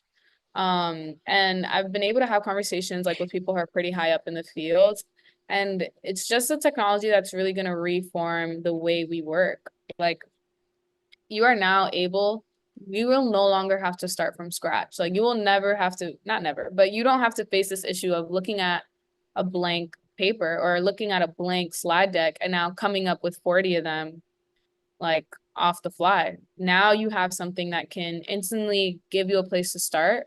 Yep. So it kind of really bridges that gap of like one time and efficiency. A lot of those little things that you're constantly thinking about, making sure everything is aligned, making sure that everything is grammatically correct, all these little details. You have someone now, you have a tool that can help you and help you quickly and efficiently. So that's definitely an amazing place to be in because now we'll be able to achieve so much more now that we have all this time. And we'll be able to expand and make things so much more accessible because we have so much time and we have the power behind us. So definitely just learning how to use AI and implement it within my own workflow and how I like to do things and just educating others on it probably. Okay. Yeah. The only, and I'll say this much, the only sucky part is that we lack the dependency on AI because of the way that we were brought up. We didn't have that technology going through school, so we had to do everything by hand. But generations in the coming years, I don't even know if penmanship will be a thing. Like everybody is literally laptop and iPads. So a lot of these things that are, forthgoing knowledge that we have that we're capable of doing without the platform, we're gonna have to try to make sure that we include the baseline knowledge so that not that if the platform will go away, but you should be able to use this without a platform and do the development stages. You shouldn't be so dependent, but it just gets rid of a lot of the tension and alleviates some of the pressure of building something, like you said, on the fly. So I think that's one of the things that we're going to have to make sure we incorporate while we're kind of training to scale for AI, ML, quantum, and all these other things. So, yeah, I'm excited for it, but I'm also terrified of the dependability of it all. Yeah. So we'll see how that goes for sure. Um, let's see. How do you stay updated with technological advancements, and which resources do you find most valuable? Yeah. Honestly, in terms of how I stay updated on what's going on in the field and what's happening in terms of advancements is by one, LinkedIn, two, listening to podcasts. I wouldn't say I have like a specific podcast I follow. Usually if I see something interesting online or I'm trying to learn more about a company, I'll just kind of see if I can find a podcast on it. But the biggest way I do it is by going to events and meeting people. Like you will see me in the most randomest tech events just because I'm like, well, maybe I could just learn something new. And that has opened up my mind and like opportunities to things that I've never even thought about or even known that existed because there are people that work in these fields and are like actively like, building in these industries. So definitely going to random events and hearing other people talk about like what they're building, what they're doing, what emerging technology they're working on and how they're using it is definitely how I would say like I stay very like updated and see what is relevant in today's time. Okay. So I'm definitely going to go up my podcast game because I'm clearly lacking. What role do you see AI playing in your future projects, especially in terms of product development and community engagement? Yeah. I definitely see AI just helping me in the sense of being able to accomplish much more, much faster, like I was discussing before. And then in terms of that community engagement aspect, like I can respond to emails much faster. I can develop like messaging plans much faster, newsletters much faster. Like all this information that needs to be written can now be created so much faster, slide decks, like all these things that I'm constantly doing in terms of helping to educate others and trying to essentially build and foster this community can now be automated and done in much faster than I was going to be able to do it. Right. And then outside of that, AI definitely will have a lot of implications in terms of even the development of quantum. So I'm actually like very interested in seeing how that plays and how that gets integrated into my field, and what I learned from like that intersection. Yeah, I second that. I'm actually looking at some of the platforms that IBM actually has for open source right now for some of the research stuff that I have to do. So yeah, I will be knocking at your door like, hey, I know that you've got this background. You were here, so help me out a little bit. Because yes, even though I'm at a doggone doctoral level, it does not matter. She has more education in quantum than I do. So whatever. No. Y'all toot your own horn and lie to yourselves. Whatever. So I so actually do let's not believe that. whatever. Okay. We'll let you think that. So we'll talk about educational outreach and then we'll wrap it up for a little bit. So, given your experience as a quantum computing instructor, yes, if you have not picked up on this conversation yet, she instructs in quantum computing. How important is education in your work, and how do you approach making complex scientific concepts accessible to a broader audience? Yeah. I remember when I was first starting, someone on the team gave me really good advice of like, we're not trying to teach about the trees, we're trying to expose them to the forest. So like meaning that stop trying to focus on every single little detail and make sure that they understood every single thing.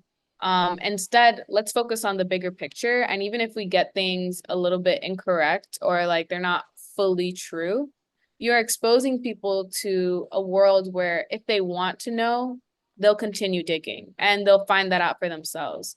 But at least they have this bigger picture to work with. And you can do so Absolutely. much with understanding just how the technology works and having an understanding of what is going to play into the field. So definitely that idea has helped me a lot. And then interaction is like another big thing. Like as much as the material is important, you being an instructor that's approachable, that is engaging, that is kind and supportive breeds a good environment for learning. So I've like always try to get to know my students. I always try to incorporate little games or little activities, or I always tell them like after class you can always ask me questions. I'd love to help you with like looking into it deeper, giving resources. All these things are very important in order to foster an environment where one, people are comfortable to learn and ask questions, but also people are motivated because they feel like someone is backing them there, someone's inspired by them. So yeah, I would definitely say like focusing on the bigger picture and then also being an instructor that is motivating and inspiring and supportive has definitely helped me a long way because a lot of these the biggest thing that comes with this field is like intimidation of one getting it wrong or not understanding. So once you kind of tell them like, well, this was super hard for me when I did this. So I'm like more than surprised when you guys get this. So feel free, like if it's hard, I'm understanding it's hard. Like and it's okay for Right. it to be hard. So like acknowledging it and not making them feel like stupid because they don't get it their first try. Um, so yeah, Yeah, definitely. that intimidation and embarrassment factor, oh my God, it plays such a huge part. And I mean, it's all about it almost pinches your pride a little bit too. So yeah, you Yeah. gotta in science, you cannot be that way. You just have to give up that intricate piece of yourself and just keep going. Um, so what teaching methods have you found most effective in engaging students from diverse backgrounds, especially with the Gen Zers and people that are more in tune with technology nowadays? Yeah. I would say making things relatable. Like whenever I'm teaching quantum computing, the first thing we always start our lessons with is like, well, how is this applicable? Why is this important? What can you do with this? Where is this industry going? Because I don't want to teach you something before you even know the value of it. And I think that's what resonates a lot with like underrepresented students because we're kind of looking for that opportunity that can, you know, launch our career, and is valuable and worth our time and effort. So I would definitely say that aspect of like making sure that the students know what the value is in the beginning and then making things relatable, and communicating in a language they understand. So I'm constantly trying to like reference cultural references, kind of showing them things that make sense. Like I know there's one type of slideshow where I make a lot of comparisons to like, well, how would this look like if we're thinking about a basketball, like comparing classical versus quantum using a basketball reference. Um, and things like that is like it helps kind of bring things down to like, what they're focusing on, um, and how they think of the world. So it makes these topics more accessible. And then of course, just the diversity of access of like seeing people that look like you in the field, and showing them there's a bunch of people that exist in this industry.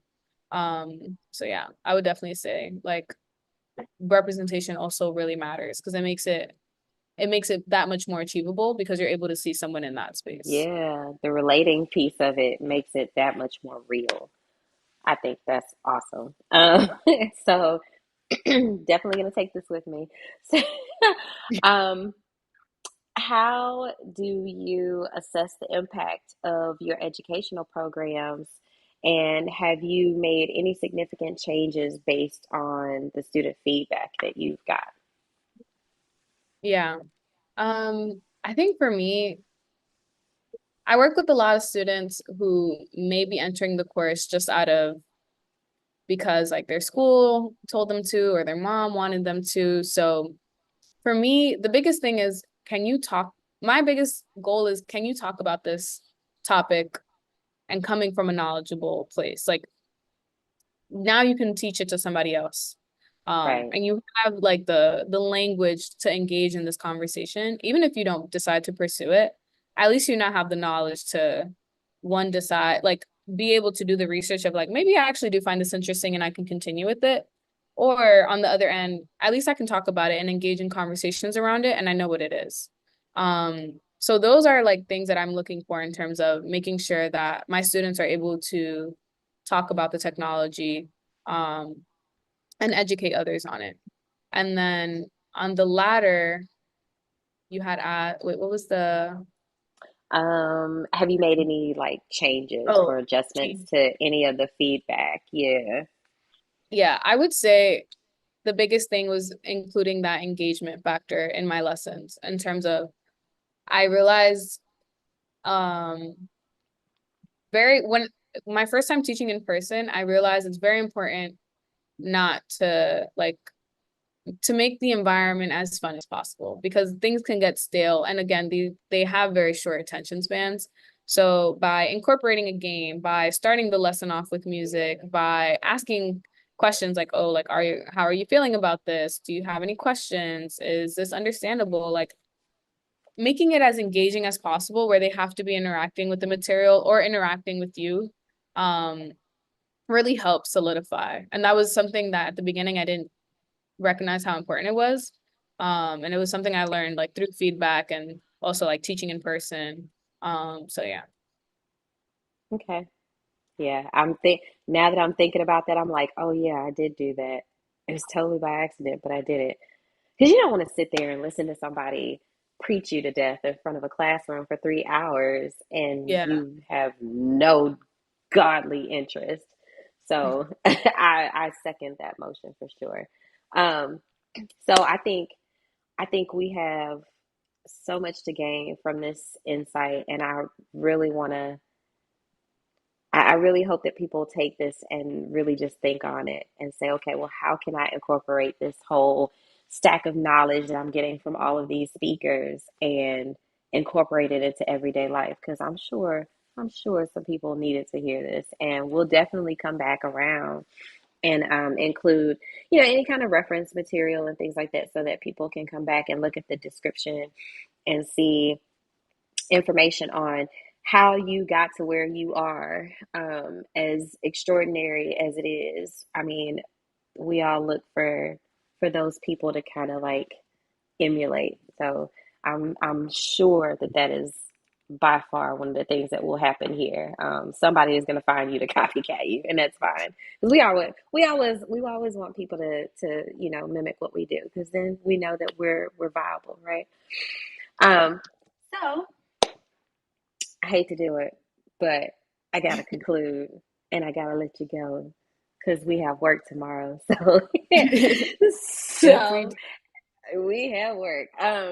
So as we conclude our enlightening discussion on applied physics and technology, I'd like to invite Yelissa to share her parting thoughts.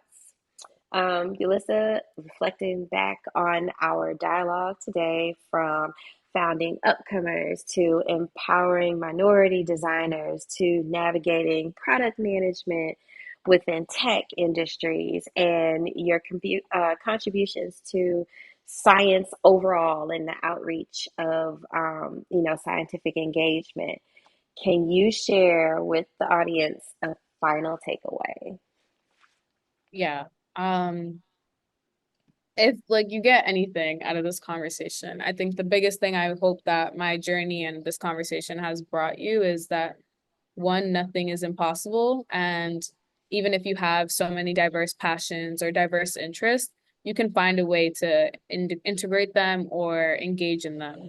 I think a lot of people struggle with being multifaceted, where you kind of feel like, well, I'm not fitting this box, and that's definitely okay. You should encourage that. Don't fit the norm. Um, Second is be uncomfortable. Like, you have to be able to talk to people outside of your space. You have to be able to go to events, communicate. Like, don't be afraid of being uncomfortable and step and doing things that you would have never thought you could have done, because the worst you can do is fail. And I promise you, it doesn't matter in the long run. Like, no one's going to remember it a year from now when you're now building the next best thing. So be uncomfortable. And We're all then, uncomfortable. yeah, finally is feeding into others. I think it's so important to be the change that you want in the world, and invest in the people before you and even after you. Invest in everyone, because there's so many people that invested in your journey. So I think it's as our like I genuinely believe it's our responsibility to continuously to pass things forward. The responsibility. That's like the key highlight that I love. The the use of the word responsibility. And that just is gonna resonate. I mean, seriously, it's going to resonate, because I think everybody else is like, oh, we have, the ability to do, and we have the, thought process. We want to engage. We want to do this. We have the opportunity, but nobody ever speaks about responsibility. You're the first person that I think has spoken about responsibility. That's big. So I expect responsibility will be in everybody else's conversation after this, because I made such a big fuss about it. So, as we conclude this engineering and physical sciences context, I want to congratulate my guest speaker, Yelissa, on her recent graduation and her boundless success with Upcomers. Yelissa, please consider this a virtual force field of hugs with vector magnitudes reaching out in all directions, combined with a wave of congratulations oscillating at the highest frequency of joy and pride. That is such a physics I love that. thing. I'm gonna copy Send and me that. send it to you. Yes, please. I absolutely love that. I came up with that. I was like, watch she get this. She's gonna get this for me. She's gonna be like, two snaps. That's Okay. beautiful. Like, But that was literally a virtual hug. If nobody else got that, that was a hug and a congratulatory high five. Um, we would also like to acknowledge her for her priceless contributions and insights shared with us today, especially her perspective on applied physics, technology innovation, and community empowerment. To our audience, we trust that today's conversation has not only illuminated the critical role of technology in solving real world problems, but also inspired interest in these dynamic fields, motivating you to either launch your own initiatives or, yes, or enhance your current endeavors with fresh enthusiasm and understanding. So, I don't like to give up the tea for my next audience or my next speaker, so I will not do that here because we will focus on Yelissa Lopez, okay? But please keep your eye out for our next guest in the STEAM Speaker Series. Details coming soon. I promise you they get, I can't say they get better because they all are equal in my eye because I love them all so much. So, but we will continue to bring you amazing people that have these background and these futuristic, like explanatory observations that they bring to the table that makes awesome for conversation. So, thank you for joining us today and exploring the intricate worlds of engineering and physics and pushing the frontiers of technology and inclusivity.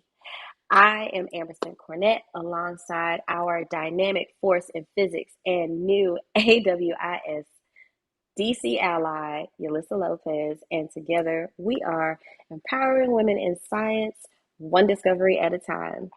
Till next episode. Woo! I know we good. We good.